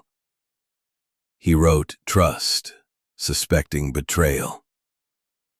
At 1:30 he met Dr. Marwood, who left him alive. But later, between 2 and 2:17, the killer entered. The watch was stopped deliberately to suggest a time of death. The glass, laced with chloroform, was shattered to stage a struggle. The navy thread, it came from your shawl, Mademoiselle Harrow, which you wore that night, but not since. Miss Harrow's eyes widened, her voice a whisper. You can't prove that. Poirot's smile was triumphant. Oh, but I can. The fingerprint in ink. It is yours, mademoiselle. I had it compared to a sample from your notebook, taken discreetly. You entered the study. You argued with Sir. Expose your knowledge, perhaps of a scandal you planned to use in your next novel. You killed him to protect your secrets. The room erupted in chaos. Miss Harrow's composure shattered, her hands trembling as she sank back into her chair. I didn't mean to, she whispered. He was going to ruin me. He knew I'd overheard his plans to disinherit Eleanor, to expose Lady Beatrice. I only wanted to talk, but he grabbed me and I panicked. Inspector Grange stepped forward, his face grim. Violet Harrow, you're under arrest. As Grange led her away, the room fell silent, the weight of the revelations settling over the guests. Eleanor sobbed quietly, Dr. Marwood's arm around her. Lady Beatrice stared into the distance, her face unreadable. Mr. Trent muttered under his breath, while Carver clutched his briefcase, shaken. Poirot turned to Hastings, his voice low. The truth, mon ami. It is always in the details. The little gray cells, they do not fail. Hastings nodded, awed by Poirot's genius. The trap had sprung, the killer revealed, and the mystery of Erymanthian Hall was solved. Chapter 11. The Reflection. The storm that had threatened Erymanthian Hall for days finally broke on the 6th afternoon, rain lashing against the windows like a chorus of restless spirits. The drawing room, once a stage for tension and deception, now held a somber quiet, the air heavy with the aftershock of Miss Violet Harrow's confession. Hercule Poirot sat by the fireplace, his small frame composed, his eyes thoughtful as he sipped a tisane, the delicate porcelain cup a stark contrast to the weight of the moment. Captain Hastings, seated opposite, felt a mix of relief and melancholy, the resolution of the mystery leaving him both awed by Poirot's brilliance and sobered by the tragedy it had uncovered. The guests, diminished by Miss Harrow's arrest, remained in the room, their faces a gallery of complex emotions. Lady Beatrice, her mourning dress a symbol of her loss, stared into the fire, her expression unreadable. Eleanor, clinging to Dr. Marwood's arm, seemed fragile, yet resolute, as if the truth had both wounded and freed her. Mr. Leonard Carver, his spectacles fogged with the damp, clutched his briefcase, his nervous energy subdued. Mr. Gerald Trent, his bluster muted, nursed a brandy, his eyes distant. Inspector Grange, having overseen Miss Harrow's removal to the village constabulary, lingered by the door, his notebook closed, his respect for Poirot now unmistakable. Poirot set down his cup, his gaze sweeping the room. Mesdames et messieurs, he said, his voice soft but carrying the weight of authority. The mystery of Sir Reginald Boar. Learned Hastings leaned forward, his notebook open, ready to capture Poirot's final thoughts. The detective's reflections, he knew, were as much a part of his method as the deductions themselves. A chance to illuminate the human condition that underlay every crime. The murder of Sir Reginald, Poirot began, was not merely an act of violence, but a tapestry woven from ambition, betrayal, and fear.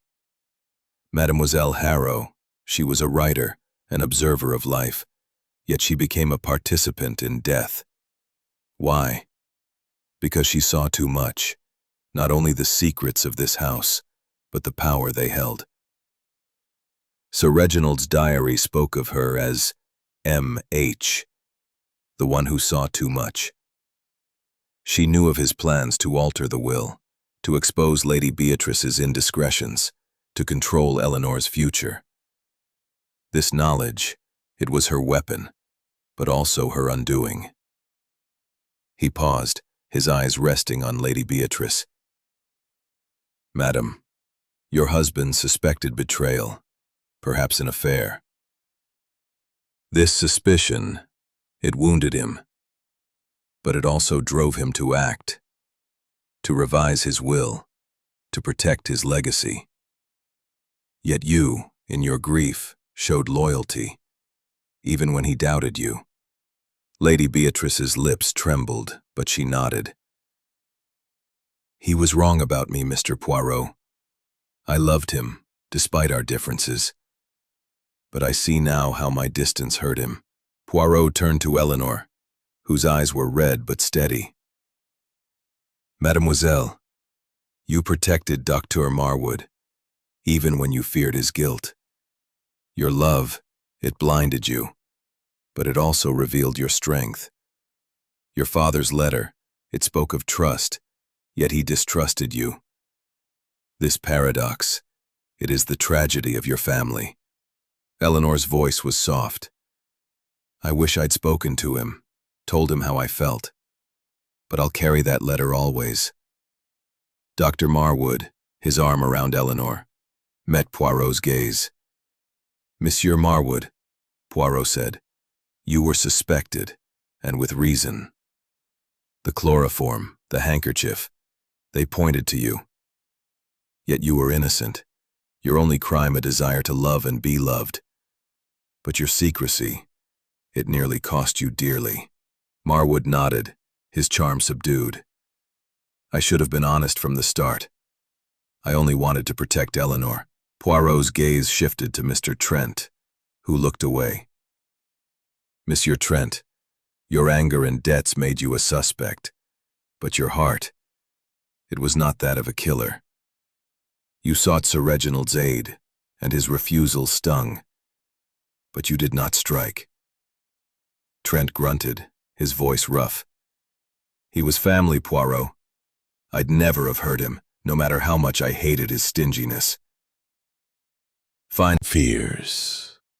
Mademoiselle Harrow, she killed to protect her ambition, her stories. But stories, they cannot hide the truth forever. The clues, the watch, stopped at 2:17 to mislead. The glass, laced with chloroform to suggest a struggle. The thread, the fingerprint, the diary. They were the threads of her deception, but they led me to her. The little gray cells, they see what others overlook. Hastings, moved by Poirot's words, scribbled furiously, capturing the detective's philosophy. "You always say it's the details, Poirot," he said quietly. "But it's more than that. It's understanding people, isn't it?" Poirot's eyes twinkled.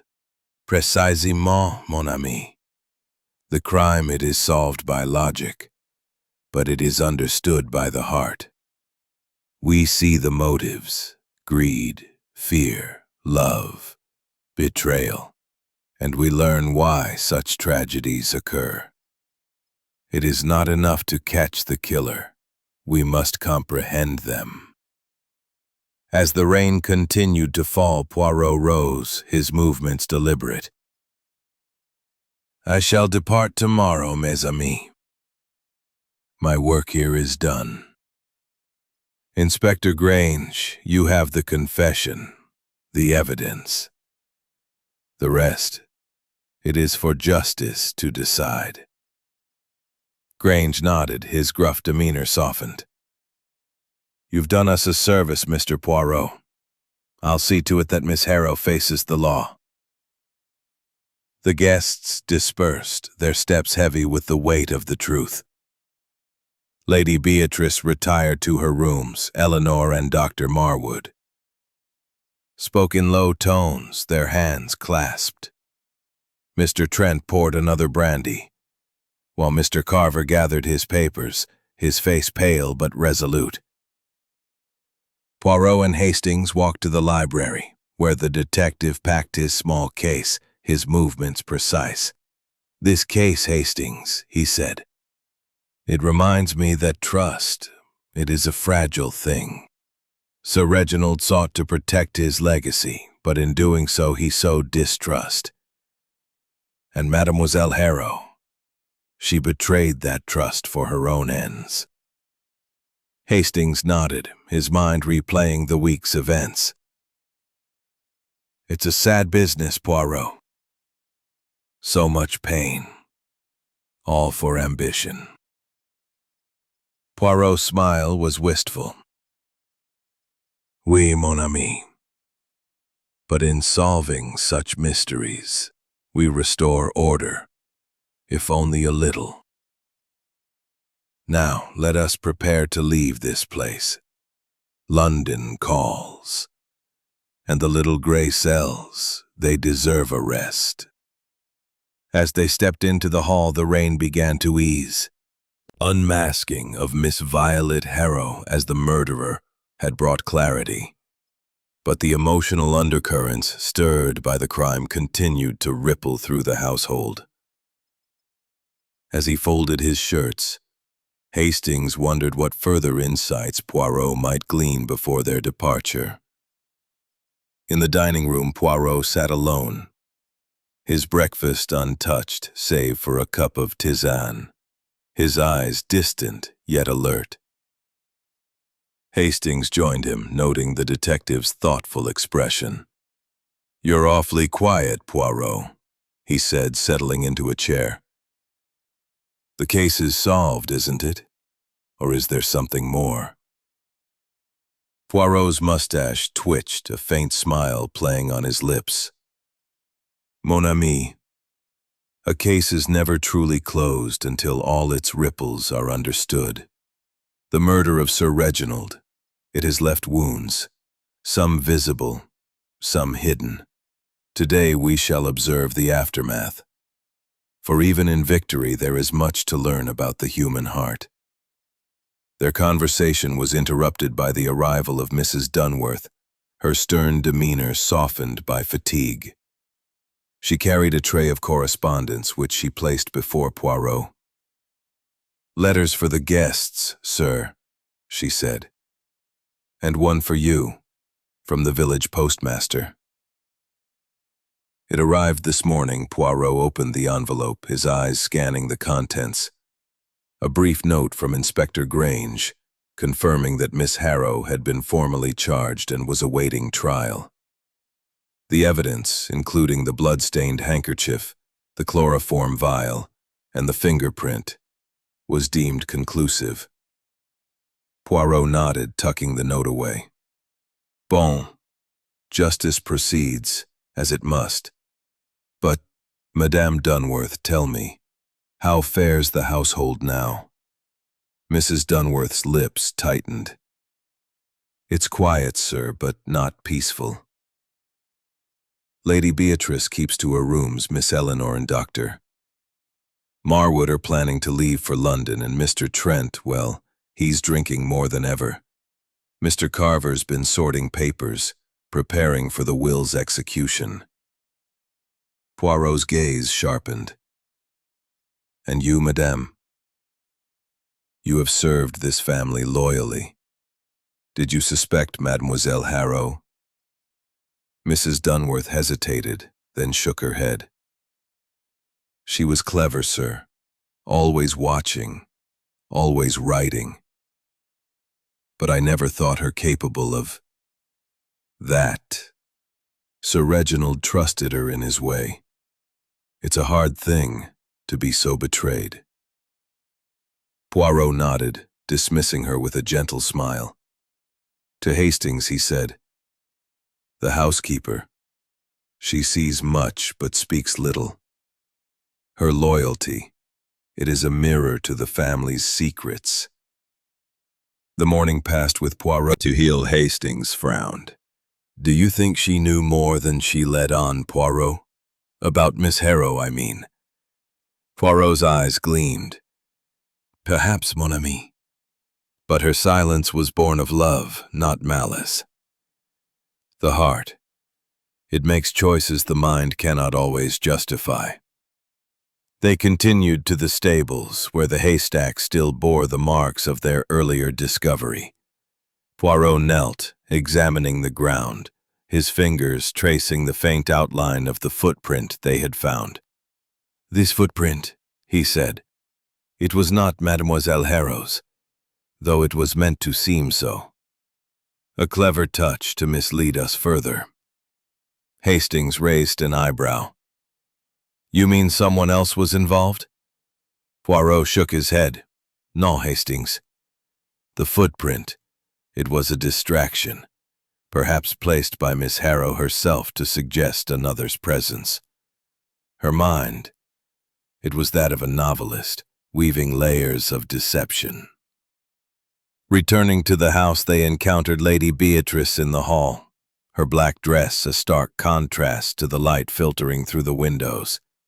She paused, her eyes meeting Poirot's with a mix of gratitude and sorrow. "Mr. Poirot," she said, her voice steady but soft, "I owe you thanks.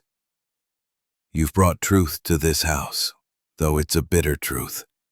Violet, I never imagined she could do such a thing." Poirot bowed. "Madame, the heart hides many shadows. Sir Reginald's suspicions, they drove her to act, but the fault is hers alone. You must rebuild with your daughter your home." Lady Beatrice nodded, a tear escaping her eye. "I'll try, Mr. Poirot, for Eleanor's sake." As she left, Poirot turned to Hastings. "The ripples, mon ami, they spread outward. Lady Beatrice, she will carry this grief, but she is strong. The will, it will be executed, and the estate will pass to Eleanor with Carver as trustee. But the wounds, they will linger." Their final stop was Mr. Carver's room, where the solicitor was sorting through a stack of documents. He looked up, his spectacles glinting. "Mr. Poirot, I've prepared the will for probate. Eleanor will inherit as Sir Reginald intended, though the conditions remain. I'll ensure it's handled properly." Poirot's gaze was piercing. "You are a man of duty, Monsieur Carver. But tell me, did you know of Miss Harrow's intentions? Her knowledge of the will? It came from you, perhaps?" Carver's hands trembled, but he shook his head. "I swear I told her nothing. She was always prying, asking questions. I thought it was for her novels." Poirot nodded, satisfied. "Bon, your duty. You must find your own path now, without Sir Reginald's shadow." Trent grunted, turning away, and Poirot led Hastings to the waiting car. As they drove through the gates of Erymanthian Hall, the manor receding in the distance, Hastings felt a sense of closure. Yet questions lingered. "Poirot," he said, "you solved the case, but what about the diary?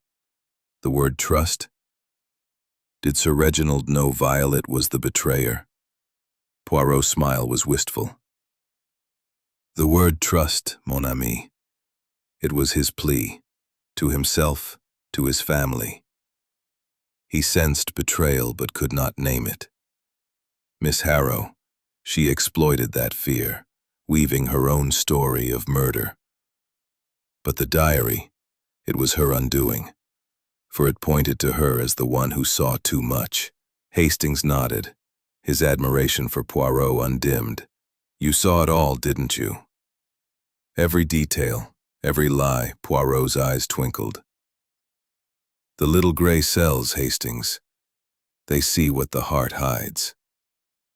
Now, let us return to London, where order and symmetry await. As the car wound through the Cotswolds, Hastings looked back at the hall, its chimneys fading into the mist. The mystery was solved, but its ripples, grief, love, betrayal, would linger in the lives of those left behind. Poirot, ever the guardian of truth, had restored order, and Hastings knew that no puzzle was too intricate for his friend's genius. Chapter 13. The Shadows of Truth. The train to London clattered rhythmically through the countryside, its steady hum a soothing counterpoint to the turmoil Captain Hastings still felt from the events at Erymanthian Hall. He sat opposite Hercule Poirot in a first-class compartment, the detective's immaculate appearance, polished shoes, perfectly waxed mustache, and neatly pressed suit, unchanged despite the grim case they had just concluded. Poirot gazed out the window, his eyes reflecting the passing fields, though Hastings knew his mind was still dissecting the intricacies of the murder. The revelation of Miss Violet Harrow as Sir Reginald Borwood's killer had brought closure, but Hastings sensed that Poirot was not entirely satisfied. There was a restlessness in the detective's demeanor, a subtle furrow in his brow that suggested some detail lingered unresolved. Hastings, ever curious, broke the silence. Poirot, he ventured, you solved the case brilliantly, as always, but you seem preoccupied. Is there something we missed? Poirot turned, his eyes gleaming with a mix of amusement and introspection. Mon cher Hastings, you are observant, as ever. The case, it is solved. The killer is apprehended. The evidence is clear. Move on, yes, but not unchanged. The truth, it is a double-edged sword. It frees, but it also wounds. Come, let us reflect on these shadows, for they teach us as much as the crime itself. As the train rolled on, Poirot began to recount the case, his voice low and measured, as if speaking to himself as much as to Hastings. Mademoiselle Harrow, she was a woman of ambition, her mind sharp as the letter opener she used. She saw the secrets of Erymanthian Hall, Lady Beatrice's distance, Eleanor's rebellion, Sir Reginald's distrust, and she wove them into her own narrative. But her mistake, Hastings, was to believe she could outwit the little gray cells. Hastings nodded, his notebook open, though he wrote little, captivated by Poirot's reflections. Her sketches, the cigarette stub, the planted evidence, it was all so calculated. But why take such a risk? Poirot's fingers steepled. Because, mon ami, she was not merely protecting her secrets, but her future. Sir Reginald's diary called her M.H., the one who saw too much. She knew of his plans to expose Lady Beatrice's supposed indiscretions, to bind Eleanor's inheritance with conditions. As a novelist, she thrived on scandal, and she feared Sir Reginald would silence her voice, perhaps by cutting her bequest or exposing her own indiscretions. Ambition drove her to murder, but fear made her careless. Hastings thought of the diary entry, the word trust, scrawled on Sir Reginald's desk. That word, Poirot, trust. It haunted me. Was he warning someone, or pleading for it? Poirot's eyes softened. Both, I think. Sir Reginald was a man of control, yet he sensed betrayal all around him. In his wife, his daughter, his cousin, even his friend, Miss Harrow. The word trust. It was his final cry. A plea to believe in someone, even as he doubted all. It is the tragedy of the case Hastings, that a man so wealthy in fortune was so poor in faith. The train jolted slightly, and Poirot adjusted his tie, his movements precise. "Consider Mademoiselle Eleanor," he continued. "Her love for Dr. Marwood. It blinded her to the truth, yet it also saved her. She saw him leave the study, yet said nothing, fearing his guilt. Her silence, it was a shield, but it nearly made her an accomplice. Now she must live with that choice." Hastings recalled Eleanor's tearful confession in the study. "She'll marry Marwood, won't she, despite everything?" Poirot nodded. "Oui. Their love, it is strengthened by adversity. But it will carry scars. The will, with its conditions, will test them. Monsieur Carver, as trustee, will ensure those conditions are met. But Eleanor suspected an affair that may or may not have existed. The diary, it spoke of her distance, but her tears, they spoke of love, however strained. She will keep the hall, but it is a hollow victory. She must rebuild, alone." Hastings thought of Mr. Trent, his bluster and debts. What about Trent? He was furious with Sir Reginald, but you cleared him. Poirot's smile was faint. "Monsieur Trent, he is a man of passion but not of precision. His debts made him a suspect, but his drunkenness was his alibi. He will leave Erymanthian Hall with little, but perhaps he will learn from this, to seek his own path, not Sir Reginald's wealth." The train slowed as it approached a station, the platform bustling with travelers. Poirot's gaze lingered on the passing faces, as if seeing the stories behind each one. "And Monsieur Carver," he said, "he is the keeper of secrets. Yet he kept his duty. His nervousness, it was not guilt but fear of failure. He will serve the estate well, I think." Hastings closed his notebook, his mind turning to Miss Harrow. Violet Harrow. She seemed so unlikely at first. A novelist, not a killer. "How did you know, Poirot?" Poirot's eyes twinkled. "The clues, mon ami. They told the story. The cigarette stub with its lipstick betrayed her lie. The sketches, too precise for imagination, showed she had been in the study. The fingerprint in ink, it was the final proof. But more than that, it was her nature. She observed, she manipulated. She wrote the narrative of her crime. Yet she forgot that Hercule Poirot, he reads between the lines." Hastings chuckled, shaking his head. "You're a marvel, Poirot. I thought Marwood was our man. With that handkerchief and chloroform." Poirot raised a finger. "A red herring, Hastings. Placed to mislead. Mademoiselle Harrow. She knew the doctor's connection to Eleanor would make him suspect. She was clever, but not clever enough." As the train resumed its journey, Poirot leaned back, his expression contemplative. "This case, it reminds me that truth, it is a fragile thing. It requires patience, observation, and the courage to see what is hidden.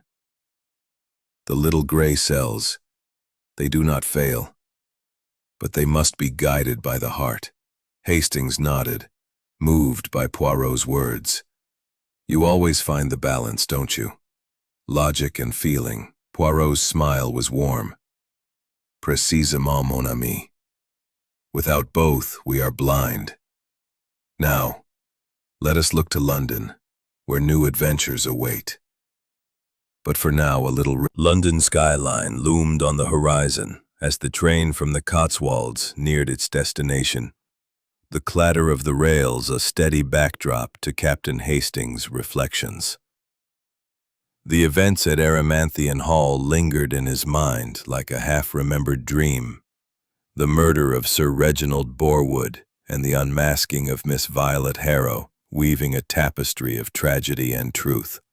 Hercule Poirot, seated opposite, gazed out the window, his eyes distant but alert, his fingers drumming lightly on the armrest. Hastings sensed that the detective, though satisfied with the case's resolution, was still sifting through its nuances, seeking to tie up the final threads of the mystery. "Poirot," Hastings said, breaking the silence, "you've solved the case, caught the killer, and restored order, as you always do. But I can't help feeling there's more to it, some detail we haven't fully understood. Am I wrong?" Poirot turned, his mustache twitching with a faint smile. "Mon cher Hastings, your instincts, they are sharper than you know. The case, it is solved, oui. Mademoiselle Harrow is guilty. Her confession secured. Yet the threads of human motive, they are never fully unraveled. There are always questions, shadows that linger. Let us examine these final threads, for they complete the picture." Hastings leaned forward, his notebook open, though he wrote little. Captivated by Poirot's reflective tone, the detective's voice was soft, almost meditative, as he began. "The murder of Sir Reginald. It was not merely a crime of ambition, but a mirror to the frailties of those around him. Mademoiselle Harrow, she killed to protect her future, her stories, her place in the world. But why, Hastings, did she feel so threatened? The diary, the word trust. They tell us that Sir Reginald saw betrayal everywhere, even in those he should have loved. This distrust, it was the spark that ignited her fear." Hastings nodded, recalling the diary entry. He suspected everyone: Lady Beatrice, Eleanor, even Harrow. But why her specifically? Was it just her nosiness as a novelist? Poirot's eyes gleamed. "Not just nosiness, mon ami. Mademoiselle Harrow, she was a confidant to the family, privy to their secrets. Sir Reginald's diary called her M.H., the one who saw too much. I believe she overheard his plans, not only to alter the will, but to expose a scandal, perhaps one involving Lady Beatrice or another. Her novels, they thrived on such secrets. But Sir Reginald, he threatened to silence her, perhaps by cutting her bequest, or revealing her own indiscretions. This fear, distrust Mademoiselle Harrow. She knew this, and used it to her advantage, weaving a narrative of betrayal that ended in murder." The train slowed as it approached Paddington Station, the bustle of London seeping into the compartment. Poirot adjusted his tie, his movements precise. "Consider Mademoiselle Eleanor," he continued. "Her love for Dr. Marwood. It was her strength and her weakness. She saw him leave the study, yet protected him, fearing his guilt. Her silence, it was a choice of the heart, but it nearly ensnared her in the killer's web." Hastings thought of Eleanor's tearful confession. "She's free now, though. She and Marwood will marry, won't they?" Poirot nodded. "Oui, but with conditions. The will, it binds her to a trustee, Monsieur Carver. She will inherit, but not without scrutiny. Her rebellion, it must now give way to responsibility. The ripple of this crime, it has matured her." "And Lady Beatrice?"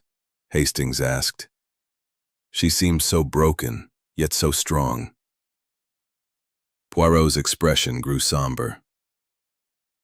"Madame Beatrice, she is the silent pillar of this tragedy. Her husband's distrust, it wounded her deeply, yet she bore it with dignity. The hall is hers, but it is a lonely prize. She will rebuild, for Eleanor's sake. But the scar of betrayal, it will remain. Hastings thought of Mr. Trent, his bluster now a memory. Trent's out of the picture, I suppose. He got nothing from the will. Poirot's eyes twinkled. Monsieur Trent. He is a man of excess, but not of malice. The will leaves him little, but this, perhaps, is his chance to find his own path, free from Sir Reginald's shadow. He will stumble, but he may yet stand. The train pulled into the station, the platform alive with porters and passengers. Poirot rose, his small case in hand, and led Hastings through the crowd. As they stepped into the bustle of London, Poirot paused, his gaze sweeping the city. Monsieur Carver, he said, resuming his reflection. He is the quiet force in this drama. His duty to the will, it gave him power but also fear. He knew the changes would provoke anger, yet he remained loyal. His role now is to guide the estate, and I believe he will do so with honor. Hastings nodded, his mind turning to Miss Harrow. And Violet, she was so clever, Poirot. How did you see through her? Poirot's smile was triumphant. The clues, mon ami, they betrayed her. The cigarette stub with its lipstick contradicted her denial. The sketch of that. It's seeing people, their fears, their hopes. Poirot's eyes softened. Précisément, Hastings. The little gray cells, they see the clues, but the heart, it understands the why. This case, it was a lesson in trust, its power, its fragility. Sir Reginald sought to control it, and it cost him his life. We, too, must trust wisely, but not blindly. As the taxi wound through London's streets, Hastings looked at his friend, awed by his ability to balance logic and empathy. The mystery of Erymanthian Hall was solved, its threads woven into a tapestry of truth. Yet the final threads, love, loss, redemption, would linger in the lives of those touched by the crime, a testament to Poirot's genius and the enduring complexity of the human soul. Chapter 15. The Quiet Departure. The late afternoon light filtered through the windows of Hercule Poirot's London flat, casting a warm glow over the polished furniture and neatly arranged books. The bustle of the city hummed outside, a stark contrast to the serene order of Poirot's sanctuary. Captain Hastings sat in a plush armchair, a glass of whiskey in hand, his mind still tethered to the events at Erymanthian Hall. The murder of Sir Reginald Borwood, the unmasking of Miss Violet Harrow, and the ripples of betrayal that had shaken the household lingered like echoes of a storm now past. Poirot, seated at his desk, was sorting through a small stack of correspondence, his movements precise, his mustache gleaming under the lamplight. "Poirot," Hastings said, breaking the comfortable silence. "It's been a week since we left the hall, and I still can't quite shake it. You solved the case, as always, but the whole affair, it feels unfinished somehow. All those lives, changed forever." Poirot set down a letter, his eyes meeting Hastings with a gentle, knowing smile. "Mon cher Hastings, you have the heart of a poet. The case, it is solved, the killer apprehended. Yet you are right, the story, it never truly ends. The lives touched by this crime, they continue, shaped by what has passed. It is the way of all human dramas, n'est-ce pas?" Hastings nodded, sipping his whiskey. "I suppose so. But I keep thinking of Eleanor, Lady Beatrice, even Trent. What happens to them now?" Poirot leaned back, his fingers steepled, his voice soft but resonant. Let us consider, mon ami, the final chapter of this tale, not of the crime, but of its aftermath. The little gray cells, they have pondered the fates of those we left behind, and I shall share my reflections. Girl Sir Reginald feared, but a woman who shapes her own destiny. Hastings thought of Eleanor's tearful confession in the study, her fierce loyalty to Marwood. And Marwood? He came close to being blamed, didn't he? Poirot's eyes twinkled. Oui, Dr. Marwood. He was the perfect red herring, placed there by Mademoiselle Harrow's cunning. His charm, his secrecy. They made him suspect. But his heart, it is true. He will stand by Eleanor, and together they will navigate the challenges of the estate. The chloroform, the handkerchief, they were lies. But his love, it is real. Poirot paused by the window, gazing out at the London skyline.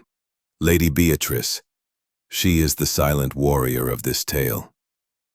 Her husband's suspicions wounded her, yet her dignity held firm. The hall is hers, a grand but lonely prize. She will rebuild, for Eleanor's sake, and perhaps find peace in time. The scandal Sir Reginald feared. It may have been imagined, but it drove a wedge between them. Her grief. It is not only for his death, but for what might have been. Hastings frowned, recalling Lady Beatrice's stoic facade. Do you think she'll ever tell Eleanor the full truth? About her marriage, I mean. Poirot's expression grew somber. Perhaps, Hastings, but some truths are better left unspoken. Lady Beatrice, she will protect her daughter, even from the pain of the past. It is her strength and her burden. Turning from the window, Poirot continued. Monsieur Trent, he is a man adrift. His debt's a chain he cannot break. The will leaves him little. But this, perhaps, is his chance to forge a new path. He is not a killer, only a man who sought too much from others. The lesson of Erymanthian Hall. It may yet teach him humility. Hastings chuckled softly. I doubt Trent will change his ways easily. He's a stubborn one. Poirot's smile was wry. True, mon ami, but life, it is a stern teacher. He will learn, or he will fall. And Carver? Hastings asked. He seemed so nervous, but you cleared him. Poirot nodded. Monsieur Carver, he is the guardian of duty. As trustee of the will, he holds power. But it is a power he fears. He knew the changes would provoke anger, yet he remained loyal to Sir Reginald. Now he will guide the estate with care, ensuring Eleanor's future. His nervousness, it was not guilt, but the weight of responsibility. Hastings set down his glass, his mind turning to the killer. And Violet Harrow, what drove fingerprint? They were her mistakes, betraying her careful plot. She wrote her own downfall, Hastings, and the little gray cells, they read it. Hastings shook his head, awed by Poirot's insight. You saw it all, Poirot. The clues, the lies, the motives. I thought Marwood was guilty, with that evidence against him. Poirot raised a finger. The evidence. It was a story within a story, crafted by Mademoiselle Harrow to mislead. The handkerchief, the chloroform, they pointed to Marwood. But too perfectly. The truth. It lay in the details. The ink smudge, the navy thread, the diary's warning. The little gray cells. They see what others overlook.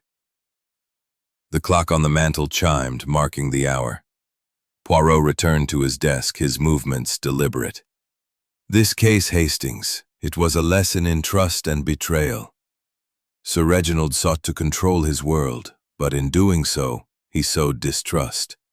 Mademoiselle Harrow, she exploited that, but her own ambition betrayed her. We too must trust, not blindly, but with wisdom. Hastings nodded, moved by Poirot's words. You balance it so well, logic and heart. I don't know how you do it.